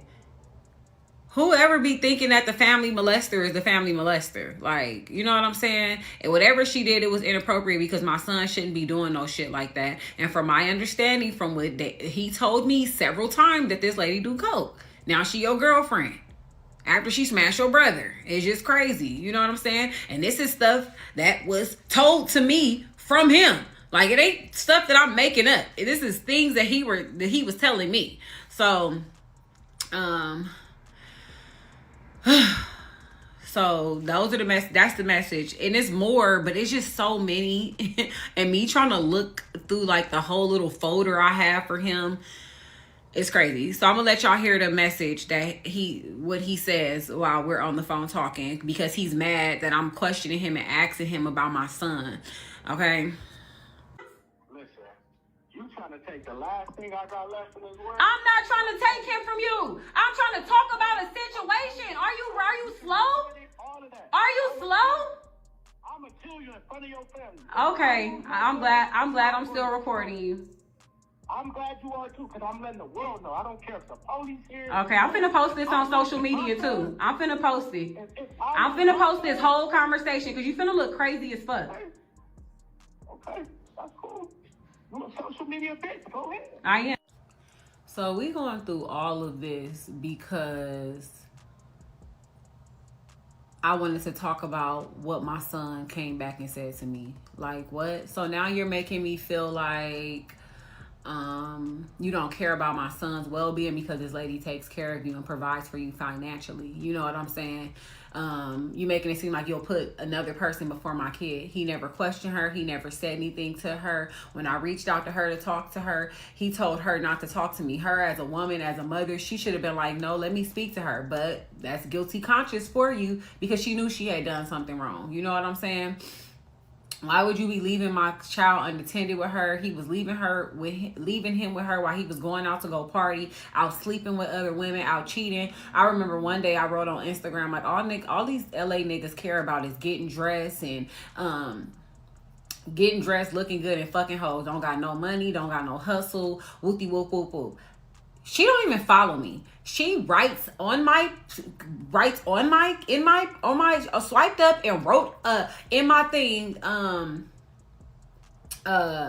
my God, like something. She wrote something like, tell me about it. And I hit him up and I told him, but I never screenshotted or nothing. I hit him up and I told him. And I was the next time I talked to him, I ain't gonna even lie, I didn't hit him up. But when we had finally had words with each other, I was like, that's why I said, yo, female, she all in my DM swiping up, commenting to the post that I put up. Whoopty whoop whoop. She tired of you too. I said something along those lines, okay? And I that's on my daughter, my right hand to God.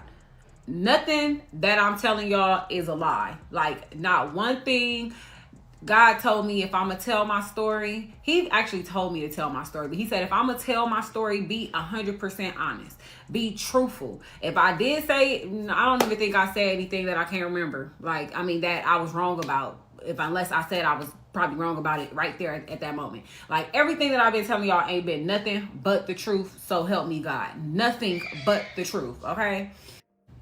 The whole point of me sharing my stories with y'all because it is so many women who deal with narcissistic abuse. And when I say I was in a mental fog, I couldn't think right. I forgot so much stuff because my brain was not in the right place.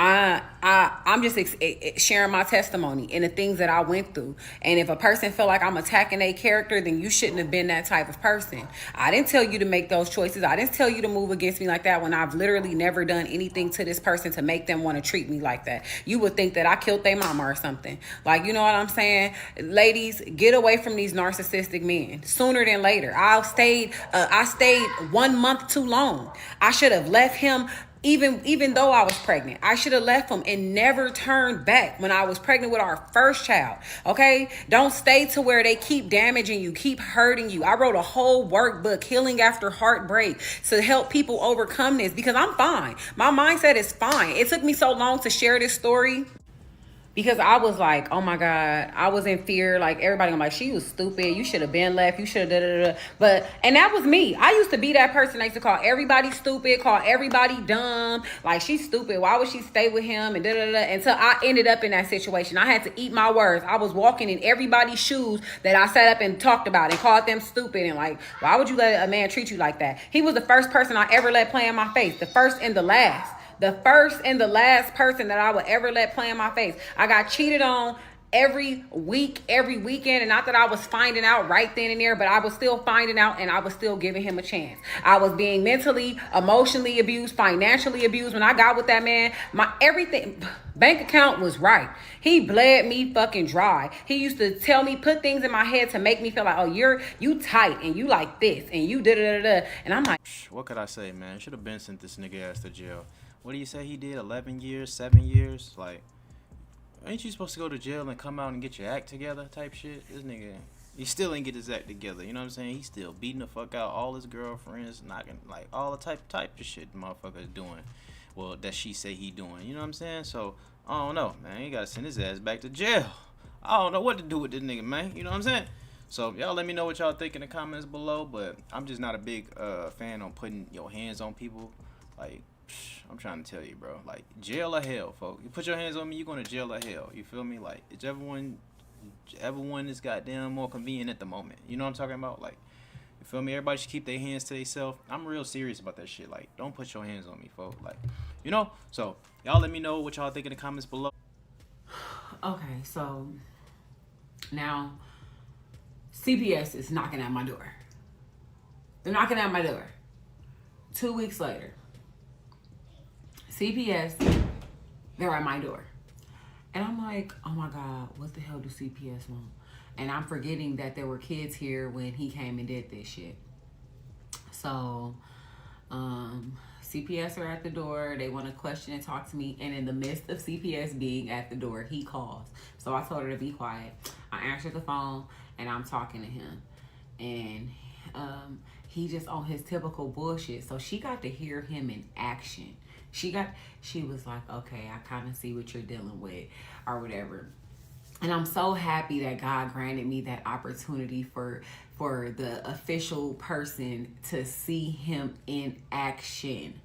So let me show y'all the text messages because this is how narcissistic he is. Okay, let me show y'all the text messages that he sends.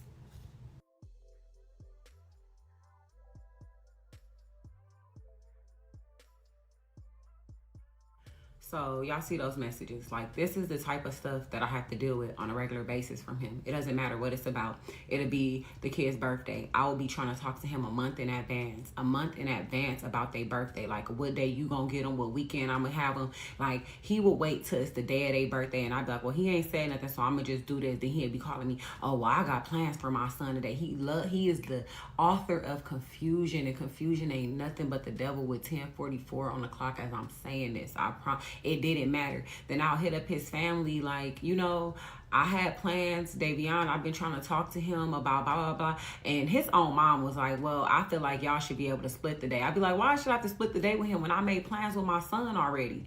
He did the same thing that I told y'all about the story about him popping up for Ari's birthday. He always just did something to try to like cause some type of confusion and then will act like it's me. Like literally. So basically, the CPS ladies at my house or whatever, she's like, "Well, I'm gonna tell you like this. If this is the second time that it's been reported, because the time in Vegas when he pulled out the knife on me and act like he was gonna stab me, I did not go meet up with the police to file the report or whatever. But when he slapped me when I was like in wherever, I don't know what city I was in. I don't know. I can't remember. But when I don't know. I was like in, I want to say like in Torrance area or Huntington Beach or somewhere. I don't know. I can't remember where we was at. But it was a police report made there. CPS came out to the house in Vegas there. They came out this time. So basically, it was like, basically, it's looking like you're not protecting your kids from him because you're not pressing charges. You're not getting a restraining order. You're not meeting him at a police station. It's like you're allowing your kids to be put in. She said, "I'm gonna just tell you how we're gonna look at it at how we're gonna view it at CPS." So, I'm like, okay, fuck. Like, I can't play with these people. I'm like, well, I'm gonna do everything that I need to do. But I told her, like, I really don't want to press charges on him. Like, I told her, like, I don't feel like he's a bad father for my child. But the things that he's willing to do in front of my child with no remorse, no accountability, these are things that he's going to teach my son. I don't want my son to be like that as a man. I don't want my son to have none of his dad's characteristics, traits, personality, none of it. I want my son to be his own individual. If it's not good morals and good characters, I don't want it instilled in him. Okay? Seeing how his family is with him and how they don't have no accountability. All they do is sit up and gossip about each other. Like, they'll talk about each other like a dog to anybody who will fucking listen. But they don't hold each other. They're not the type to hold each other accountable. They just talk about each other. So, like, my family is not even the type of family. Okay, I'll get to this. I'll get to that point later. Like, my family not perfect, but we got character. Like, we have good morals and character. Like, not perfect, but good morals and character. I would be on my brother ass if he was doing that to a female. And nobody in my family would even back him up if he was being like this. Like, dead ass. Like, what are you on? So, long story short, I told a lady, like, I'm moving. I'm gonna move. Don't worry about it. I'm gonna move. So that way he don't have my location. He won't be able to pop up at my house. Blah blah blah blah. Like, I just give her the whole spiel, and she's like, okay, if you do that, blah blah blah. I was like, can you just give me like a month and a half? I never planned on leaving Riverside. Like, I never planned on moving from Riverside, but I had to do what I had to do. Like, I didn't want to press charges against him, because if I would have pressed charges against him, he's already been in jail for a violent crime. I don't know what they would have did. I wasn't trying to take my son away from his father. Was I threatening him with jail? Yeah, I kept threatening him because I wanted him to leave me the fuck alone. But I never had the intentions to genuinely try to put this man in jail. Okay? So now the time is going by. We in my house like packing up, but we hide in boxes and shit because when he come pick up my son, but mind you, all of this done happened, so he wouldn't even come up to the door. He would just stay at the car, and I would come outside and let my son run down to the car. I would take the car seat to the curb, or like before he was like, I'm on my way, I'd take the car seat out and then just let my son run out. So he wasn't coming up, but then, like, by us being just like not doing the fighting, he started coming to the door. So I'm like, fuck. And the way my door was, it had this little slant where you could like put your head in. And then that's another thing. Every time he came to my house, he would be putting his head up to the glass, because if you push your head up hard enough to the glass, you can see through the window. So he does that or whatever. He used to do that all the time. So I end up getting all our shit together. We just pack up. We move to a new location because I was tired of it. Now he doesn't have access to come find me, to come bother me, to come do nothing to me. So now it's like, oh, I ain't messed with you in months, because you have not had the opportunity to mess with me in months. You have not had the opportunity to bother me in months. He telling people like, oh, I helped her move into her places. We were in a relationship when we lived in Vegas. Okay, you moved my stuff from Los Angeles to Vegas. You did not pay for none of that stuff, even with us moving. You didn't pay for U-Haul. You didn't pay for the move-in. You weren't on the lease. You helped me move my items. Mover. He's the mover. He moved my items. Same thing with Riverside. The lady that he sleep with every night with now, she's a scammer. She's a scammer. So she got scammer shit going on. You feel me? I didn't. She was just like, oh, you want me to help you find a place? Blah blah blah. Like I said, I gave her my name, and she found me a fucking place. I just had to walk up and get the money and sign the damn lease. Okay, I ain't had no questions. After my daughter passed away, me and my kids, we had two over here, two of us over here. We needed to be under the same roof. So she made it happen, and that's how it happened. But he didn't have nothing to do with that. He like, oh, I got her that place. You didn't get me that place. You went to Vegas, picked up my stuff from out of storage, broke my fucking shit, broke my things, broke so much stuff trying to hurry up and move it. Come back out here or whatever. Bring my stuff back to the house, but acting like you move me in those places, like, let's be for real. Okay, then okay, so after that, now this is where it really like fucked me up, because after that, I'm already feeling some type of way about this lady or whatever, because of the stuff that my son told me, and my baby daddy not like feeling concerned. He just like started attacking me like, oh, you trying to come for my parenting.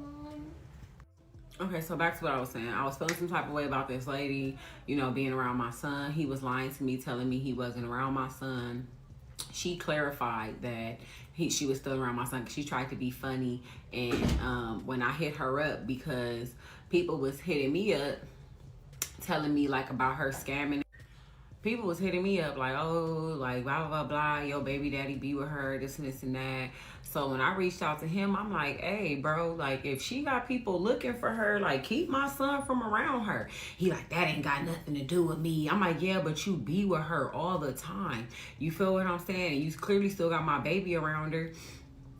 So I went up. I ain't gonna lie. I was talking so much mess. I was talking so much mess to him and her. I called them everything that I could think of in a book to call them. And she's just like, if you want your baby daddy, like, I mean, if you're just mad because I'm sleeping with him, girl, don't nobody want that community D. Nobody wants it. That is your child. You take care of him. Nobody wants community D. I don't want it. Okay, I had it. Yeah. He know how to do it. So what? There's a lot of other people outside that know how to do it. So that's what she tried to make it about. I was like, girl, please. I know. I trust me. Trust me, I know what you're dealing with. You ain't gonna make it seem like he done got into a relationship with you and changed. I already done heard that he done grabbed you by your neck and choke slammed you too. That's his specialty, bitch. You ain't no different. He would never do that to me. Yes, he did, because the everybody around him talk too goddamn much. They can't even help but to tell what's going on. So please. So anyway, then this man comes with this story about me calling CPS on him. Okay.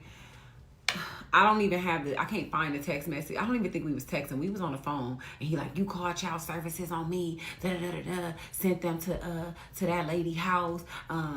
He just made the whole thing up. Come to find out from somebody that be around them, like, girl, wasn't no child services called. That man just lied. He just lied and made that up just so you could think something. I don't know why he called me and made up that child services call, but he did. He made it up. And I reached out to the two women that he was in connection with. Like, that was one of y'all that called child services. You either called child services on yourself, or that other girl she called child services. But I don't play like that. Okay? So let me show those messages.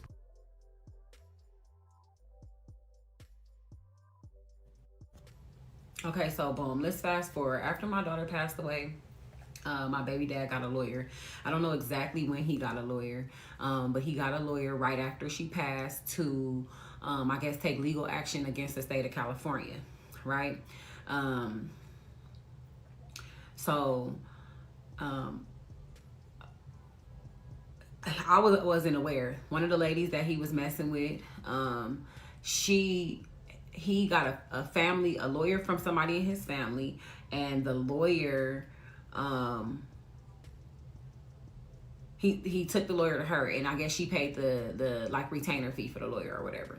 So when like, I want to say Later on down the line, when they were pursuing this case and they realized that they had no like legal grounds without me because I was the mother and I was in the car, that they realized they needed to add me on the case. So the lawyer name is Daniel Davion, like, hey, the lawyer wants to speak to you, we need to add you on the case. And I said, wait, add me on the case? I said, so you was doing this, you ain't hit me up, you ain't said nothing. I've already told you that I felt like if you go after them, they gonna try to come after me. So he like, well, talk to the lawyer, this and this and that. I get on the phone with the lawyer. The lawyer is like, he like, they can't do that. It's been so long, because it had been months at this point. And I'm about to show y'all the text message that I sent to the lawyer. Okay, so when I got on the phone with the lawyer, our initial conversation, I was telling him how I felt about it. Him and my kid's father had this case going on for months before they added me onto this case. They reached out to me in August telling me like they didn't have a good standing. And I told him what my concerns were. The same thing I had expressed with Davion. I said, I don't want to do this because I don't want them taking legal action against me or whatever the case may be. So I went and looked up the law for the like lap belt, like the big seat belts. And I'm like, it says you had to be 4 and weigh a certain amount, which she met those requirements. So I'm like, okay, well, maybe, they won't be able to come after me or whatever. And then he like, well, and then the lawyer is like, oh, well, that's called retaliation of something. If they try to come after you because there's a case filed against them, like he like talked me into it. So I was like, okay, like he like, they can't do that. They can't do that. Like they can't come after you. And this wasn't your fault. It wasn't that you were doing anything wrong and da-da-da. This is the stuff that he was saying to me. I put that on my daughter, my right hand on the Bible. This is what this freaking lawyer was saying to me. So I'm like, okay, cool. I called up to CHP because I needed the police report, because I was trying to find out. I was trying to get something for the insurance company. They needed the police report. So I called up there, and the clerk tells me, you have pending charges. You have pending charges now. And I'm like, why do I have pending charges? And she was like, yeah, they have pending charges against you. And that's all she would say. So I'm like, what? So I reached out to the lawyer. This is the message that I sent to the lawyer. So he gets on the phone with me this day, and once again, he's like, they can't do that. Like, they can't something, because that's like basically like the state retaliating against me because I'm suing them. So he like blah blah blah about like us moving forward. Like we was on the phone for at least like 10 minutes, at least 10, maybe, yeah, about 10 minutes. And I'm like, yeah, but they have pending charges. Like, what the fuck? So fast forward, August 6th. Mind you, this lawyer haven't been communicating with me. He haven't reached out to me. He haven't talked to me about nothing because he's in communication with Davion. Him and Davion got something in cahoots going on together, right? Because he came from Davion's family. Like, this is one of his people's lawyers or whatever the case may be. So I tell him, because Davion made a comment one day like, yeah, when this payout come, I'm gonna be sending you money or something like that. So I told the lawyer like, I don't want nothing. If y'all needed me for this case, he don't need to be made the sole payee of nothing. Like, you get what I'm saying? He don't need to be made no sole payee of nothing. So, and I sent that in a text message too. So then me and Davion are having words one day, and he like, yeah, we don't even have a case because of you. And it's just, I was never even like trying to go after no money from the state. Like, that was the furthest thing from my mom. You don't have a case because of you, because you should have had her strapped in her seatbelt, right? Da, da, da, da. And for a long time, I had to deal with blame, and God finally delivered that for me. Like, it was a lot of praying, it was a lot of work that I had to do. My baby even came to me and was like, that wasn't your fault, Mom. Even with me saying this, 11:13 on the clock, my baby was born January 13th. Like, that wasn't your fault, Mom. Like, it wasn't your fault. It wasn't your fault. I did the best that I can do as a parent, raising my kids and taking care of them. Anybody that knows me as a mother can vouch for that, knows that I'm a great mom. Okay? So let's fast. Okay, so this is I'm gonna stay with the court stuff, and then we're gonna go back to him after him getting me and him. After I had the CPS come to my house, and I never served him the court documents and stuff like that, so we never went to court because I just didn't want to do that to him. He goes after that and then goes and files his own documentation for the courts to get sole custody of my son. Okay, so anyway, figure out that I have a court date. I had a court date or whatever. So I get this handled and figured out. So now I have a situation. I be just telling God put his hands on it because I know he got me covered. That this is gonna be something that gets dismissed because I didn't ask for this. I reached out to that lawyer. I told him you need to dismiss this case. I don't want to have no ties to this. Come to find out, like, you know, they are taking legal action against me because of this case. Whoopty whoop whoop. This lawyer completely flips the switch. I told y'all how he had been talking the whole time. Well, you should have had her strapped in her seat right. And whoopty whoop whoop. Like, he on the phone, like, I said, dismiss the case. Dismiss the case. Dismiss it. Still haven't dismissed the case. He still haven't dismissed the case. They have a court date actually coming up. I told him this before they had, so I told him this the early October. They had a court date coming up October 10th. They had a court date coming up October 10th. No, October 14th. He went to that court date. They did whatever at that court date. They moved the court date to a new date. Why? I said, why was there no motion for dismissal? Oh, well, I'll send you over the paperwork after I file it. But mind you, I don't reach out to him. I don't hit him up. When I did reach out to him, he told me, like, I'm like, I said, why haven't you been updating me on anything that's going on with this case? For all I know, my baby daddy could have been at all of these court dates and I just don't know about it. He was like, well, Davion reaches out to me and asks me for updates, so you're more than welcome to do the same. And I'm like, for you to be my lawyer, because I did sign paperwork with you for you to represent me in this case. What? Okay. I should have just followed my first mind with him too. But when you're in a lower vibration, it's hard to, your judgment and your discernment be off. I'm not going to lie to you. This is why it's so important to keep your vibration high. So now that's the end of that story. I basically am in the process. I'm in a process of some legal shit, and the only thing I could do is be truthful, because that's what God put on my spirit and in my heart. He said, tell your story and be 100% truthful, because the truth is gonna set you free. And I'm not gonna lie about nothing. I'm gonna be 100% truthful. I'm gonna be 100% truthful, because what else can I do? What else can I do besides tell the truth? I know my intentions. I know my actions. I did nothing to move against nobody. I did nothing to harm nobody, nothing to put nobody in harm's way. And that's all. The only thing I could do is just ask God to keep his hands on me and to continuously protect me the way that he have been. And I ask that, he opens up these people's minds, that he sent his heavenly guard before me to block me and protect me from any negative spirits that be in these courtrooms, and that he allows them to see the truth, and he allows to see, let the courts and the official people see who really are the liars and the deceivers and the scammers and the manipulators, because it's not me. Because it's genuinely not me. Okay, so boom. He's in a relationship with a scammer. She's out here stealing everybody money and acting like she gonna do stuff for them that she ain't really doing. And I'm telling him, like, I don't want to be involved, blah, blah, blah. A girl that she was working with, she reached out to me. She said the feds came and raided her house or whatever and was asking about this woman and her doing bank fraud, loans, and things of that nature, which I am aware of, hearing conversations and listening to them talking, that she's into this type of shit.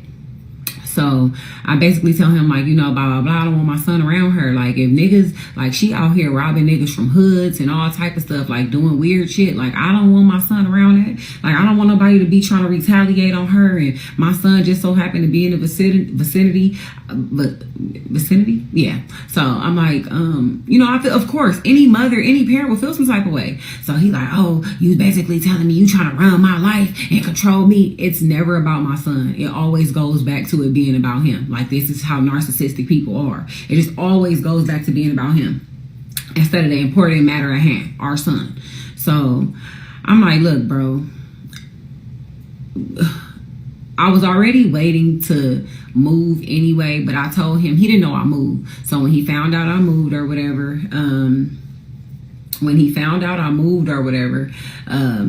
he's on like a trip for his birthday. Like the day he came back from that trip, I told him like, I don't want my son around her, blah, blah, blah. He come back from that trip, he files custody paperwork. Okay. So I'm telling him like, I don't know why you doing all that. Like, I really didn't want the courts involved at all. Like, to be 100% honest, I just didn't want the courts involved. Like, I just didn't. I didn't.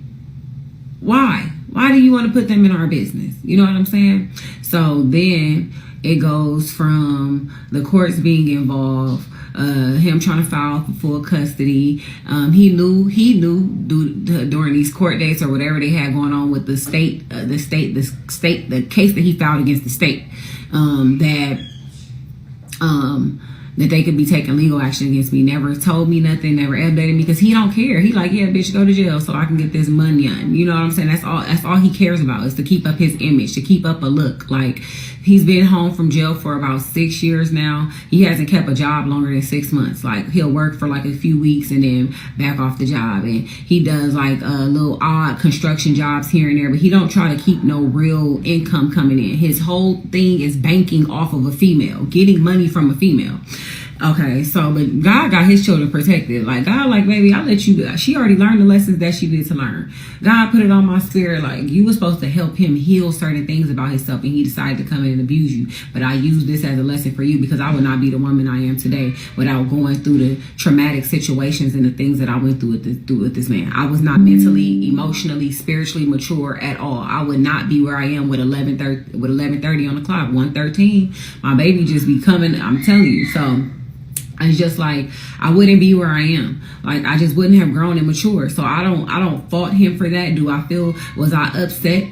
Do I feel like I should have never dated you, or I should have never, took on this? I often say took on this project. Yeah, I feel like that, but that's behind me. You know what I'm saying? I'm sharing my testimony because there's so many people out here that deal with this type of stuff, and they don't know what to do. So this man, is we going to court, we show up at court, he got all these court dates. He serves my old job, tells this lady I'm still working there, but he knew that I had started working for Riverside County in February or March. So why are you serving papers to a job that I no longer work at? He got this judge thinking I work there, and it's my fault for lying. I text him and I lied, and I said, yeah, they got you at the job, dropping that paperwork off up there, and you ain't served me. So he goes and shows the judge this, and he like, the judge thinking like, oh yeah, she playing games, but I'm just talking shit to him. This is why you don't lie.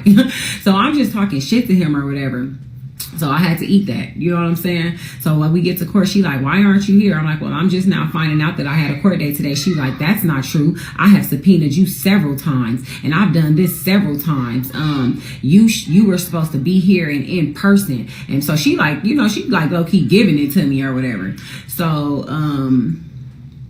I'm like, okay. I'm like, well, I understand your ruling, whoopty whoop whoop whoop, because I did know that he took paperwork up there, but from my understanding, that's not how a subpoena go.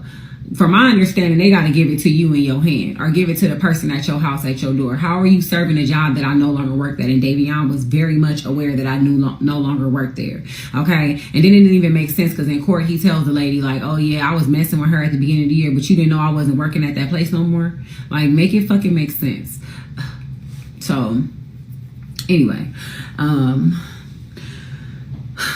so now, we have our visitation rights, which I always wanted. And I never wanted to take him from his dad. I just wanted him not to have my son in harm's way. So I didn't, during court, I told them, I told the court, the lady about the stuff with the police and CPS being called and this and this and that. I gave her enough, but I got so emotional, during the situation, and she told him, like, you know, I'm like, basically, like, I'm not fouling. I'm not about to grant you sole custody of her because she has a case about that other situation. I'm not doing that. She was like, I'm gonna give you guys. She said, we'll figure out what's going on with her when that time comes. She was like, but you guys have joint, like, she didn't say we have joint custody, but we basically we gonna share them. But how we been doing, which is all I wanted. And all I wanted when she said it in there, like, when you guys have your son, you are to be with your son. No drinking, no smoking, no whoopty whoop whoop. I have no problem with that. I don't even drink all the time, and I don't smoke weed anymore. So no problem. No problem. No problem. And then he gonna try to say, yeah, can you make sure that they not no mushrooms either? I did mushrooms twice in like 2022, and one of the times that I did them with him. Like, what? I did one for a spiritual experience because I wanted to see what was going to happen, and then the other time I did them with him. Like, are you serious? Like, he's so ugh. So that's all that was. This is the ending of the story until it is. I feel like this is the end of the story. Now I'm about to start writing my memoir and going into the details of my mindset, the spiritual experiences and things that I was going through. My workbook, you know what I'm saying? Making sure that that's available for women. I'm trying to make sure that I'm not missing anything. I am missing something. So during this process of him not having his son for 5 months, I kept asking him, did he want to get his son? I said, you could sign an affidavit saying when you'll bring him back to me. You could keep him for 30 days. I'll keep him for 30 days. You keep him for 30 days. I'll keep him for 30 days. We could do it like that. You know what I'm saying? He didn't want to do that. He like, I'm not doing that. You ain't finna try to control me and try to have things going your way and da-da-da-da. And I'm like, what? How am I trying to control you? You just like this narrative. He likes the narrative that he pushes that, oh yeah, she keeping me from my son and I'm a good dad and da-da-da-da-da. But according to the girlfriend that he had, she like, I mean, he's more like an Instagram dad. Like, he gonna make sure that the kids are good, but like the things that he does in front of them, the stuff that he says in front of manipulation things, like she said, when him and her would get into it and they wouldn't be like cool on good terms or whatever, she would be like, yeah, she said he would be telling my daughter, who was still alive at the time, and my son, like, oh, she don't want us here, she want us to leave, da da da da, she don't want us here, Ari, da da da. She said, nice to be like, why are you sitting there telling her that? Like, it's all a mind fuck for him. Like, he just likes to play a lot of mental games, like a lot. Okay, so that concludes my traumatic experience with getting into a relationship with a narcissist. Ladies, I really, really urge you not to get with men when they're fresh out of jail. Okay, my mindset wasn't there. I didn't have the awareness. I wasn't mature enough. I was thinking this was like a high school love, high school sweetheart, but this man has tormented me. Okay, I am over the trauma of it. I'm no longer focused on him. It took me a lot of healing. It took me a lot of healing. You do not heal overnight, and you cannot suppress these emotions because they show back up in your life. Do you hear what I'm saying? They show back up in other relationships, other connections, and the way you behave, the way you act, the way you think of other people. You guys hear what I'm saying? Okay, I didn't write Healing After Heartbreak for nothing. Okay, so that is the end of story time. No, stay tuned for part 13. I have a little bit more that I would like to say. So I just want to tell you, ladies, like, when you are dealing with a man, don't get with men that are fresh out of prison. And this ain't gonna be for everybody. There are a rare few that get out and do what they are supposed to do, but not all of them. They've been sitting in jail for a while. They've been reading books. They have learned how to gain people up to get what they want if their family are not providing their needs. Okay. I went through this whole ordeal with this man. I wrote my workbook, Healing After Heartbreak, okay? The Awakening, Spirituality, Science, and Street okay? It's just what I went through and how God came upon it to, like, fix my brain. Make sure that when you get into a connection with a man, pay attention to his relationship with his female family members and his family members in general. Because if he mean to them and disrespectful towards them, it's only a matter of time before he start being like that with you. Okay, it's only a matter of time unless his family is just toxic as I don't know what. I got into a relationship with somebody whose family backs BS. They back it. They back it. They might talk about them. They might say whatever they want about them, but they back it. They gonna go to bat. I'm a firm believer in being there for your people, but you don't back up nonsense. You don't back up people mistreating people who have been nothing but good to them and treated them right. It's just like you have to be able get into a relationship with somebody who mother holds them accountable. You get into a relationship with somebody who mother doesn't go sleeping couch to couch at whatever girl her son is dealing with house, okay? Calling there, like trying to act like everybody buddy. Pay attention to those type of women. Pay attention to the male family, the males that you get into a relationship with who females in the family, majority of them are not married. Like 99.9, the old ones, the young ones, and then the young relationships is toxic. All they doing is pay attention. Just pay attention. Pay attention to the signs. I'm telling you, you get into a connection with a man and he's not being a provider. He's not being emotionally supportive. The first red flag that you see in this person is showing you signs of a narcissist. Run. Okay, I just got to go to my part in my workbook to tell y'all about a narcissist, okay?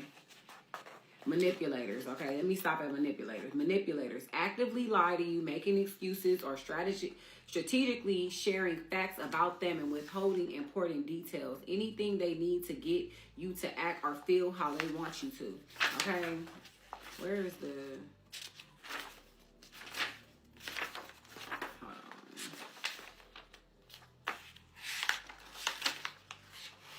on. I know it's in here. This is my page on narcissists, okay?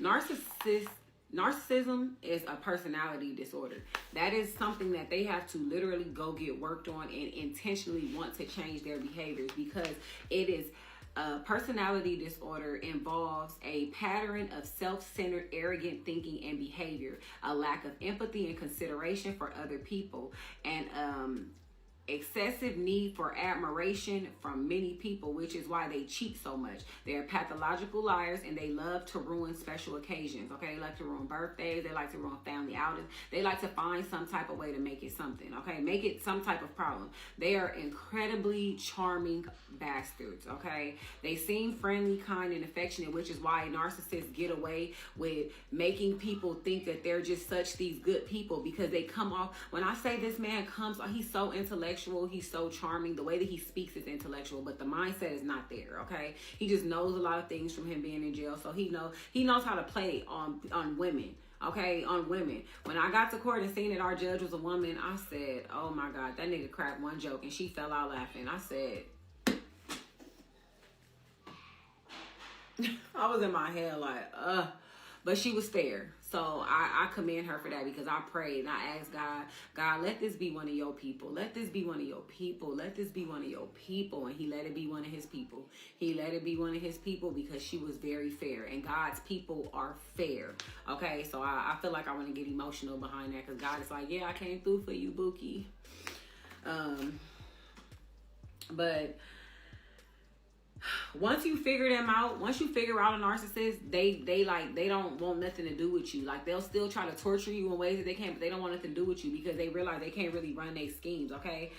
They slander your name. When I say this man spread so many lies about me, this man was going around telling people that he was paying my rent, that he was taking care of me. How you paying my rent? You don't even pay the rent where you live at. You got to make that make sense. One of the girls told me that the lady that he was talking about, one of the ladies that he was talking to that he cussed out in that video, and one of the, I think it was like part 6 or 7, that he cussed out in that video, he was asking her for money, like, oh yeah, my baby mama need help with her rent, da, da, da, da. She said, girl, I gave him money at least 2 times thinking he was helping you pay your rent. I said, what? I said, girl, you should have reached out to me. You could have sent that money directly to me, because that baby wasn't paying for nothing. He wasn't paying for nothing at my house. Was really going around like trying to make people like he tries to put on this persona like he's on. But I feel like so many people have figured him out with 11:44 on the clock. I feel like so many people have figured him out now at this point. It's just like, oh, okay, we know that this is the liar. We know that this is the, you know what I'm saying? And he just puts so many lies out there like, oh, she does this and she be doing this to me. I don't bother that man. I never call him. I never do nothing. He tried to tell me that I'm jealous of the relationship that him and he tried to tell me that I'm jealous of the relationship that he's in with that woman. Like, jealous. I stopped wanting us to be a family a long time ago. I slipped up and I started back messing with you when my daughter passed away, but it would never happen again. Never happen again. And me and him had and this is the spirit warned me. They gave me a smooth warning, and I ain't gonna give up no information about what I did here because that's a HIPAA violation. You know what I'm saying? I ain't giving them but me and this man, we slept together. When I say he begged me to have sex with him unprotected, because I'm like, you be outside, you nasty, because I already know him, you dirty, like, So he begged me, I promise I ain't got nothing, like, I ain't mess with nobody in a minute. He just begged me for like 20 minutes straight. Finally let him take it off. And I was just in my head, like, you can't even get off without with having a condom on, and that's crazy. That just shows you how much your sexual glands have been aroused and the type of orgasms that you've had and the things that you have experienced because you can't nut with a condom on. That's weird to me. Okay. And I'm like, I know my shit good.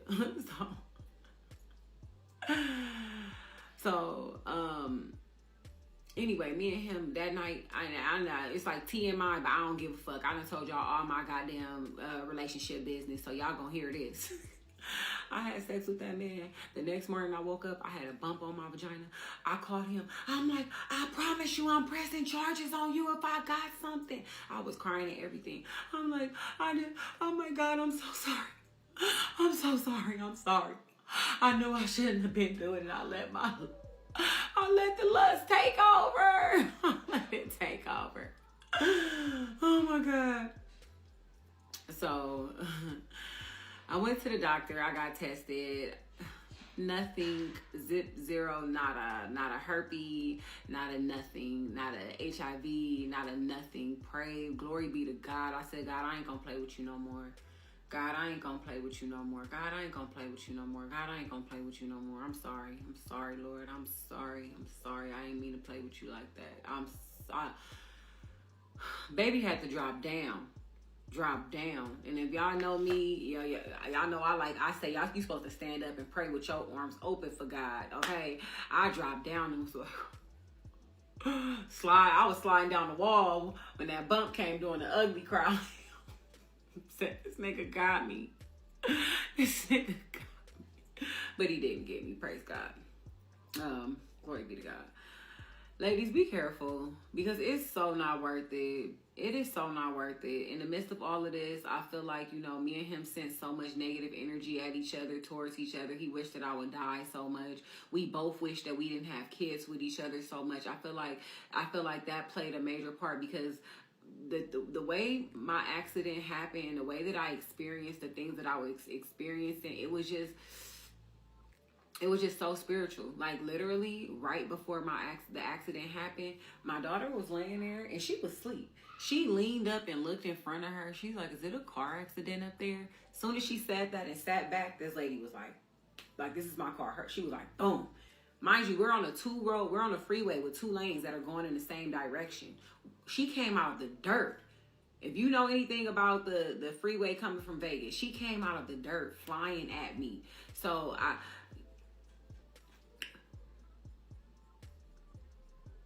don't want to get emotional, but yeah, that's my story, y'all. I hope that it helps somebody. All right, ladies. So y'all heard her statement. Y'all heard how she feel. And she letting y'all know, please don't do the same thing. And I'm glad she got her shit together now. There's always a happy ending at the end of the story, most likely. Sometimes when it comes to these situations here, they finally get their act together after getting knocked the fuck out 30, 40, 50 times. After getting damn near killed and all of this. You know what I'm saying? I think women, y'all like the drama, y'all like the toxicity, but it's just like at some point, it's just some shit gotta stop. You know what I'm saying? Like I know some girls who really do like to argue, bro. Like, you know what I'm saying? It's that toxic relationship. They getting into a fight and, you know what I'm saying, getting back together, having sex type shit, having makeup sex type shit, you know? But some shit is just it's just way too far for me, and I don't see how people do it. I know they say never judge. Don't you can't judge unless you've been through it. Man, listen, a motherfucker did any like just one of them things that got done to her, bro. Like, come on, bro. I couldn't have no conversation with you. I couldn't talk to you. I couldn't do nothing with you, bro. You know what I'm saying? But hopefully, everything turns out good for this young lady right here. Shit, I appreciate y'all for tuning in and rock with me as always. And as always, I'm gonna catch y'all on the next one. If you haven't watched part one, I will put it in the comments below or in the description below, probably both. If not in the comments, it'll definitely be in the description. But I appreciate y'all for tuning in and rock with me, man. Y'all let me know what y'all think. And shit, I'm glad she finally got free. You feel me? I appreciate y'all. Love y'all. It's your boy Ray Big Play. Peace.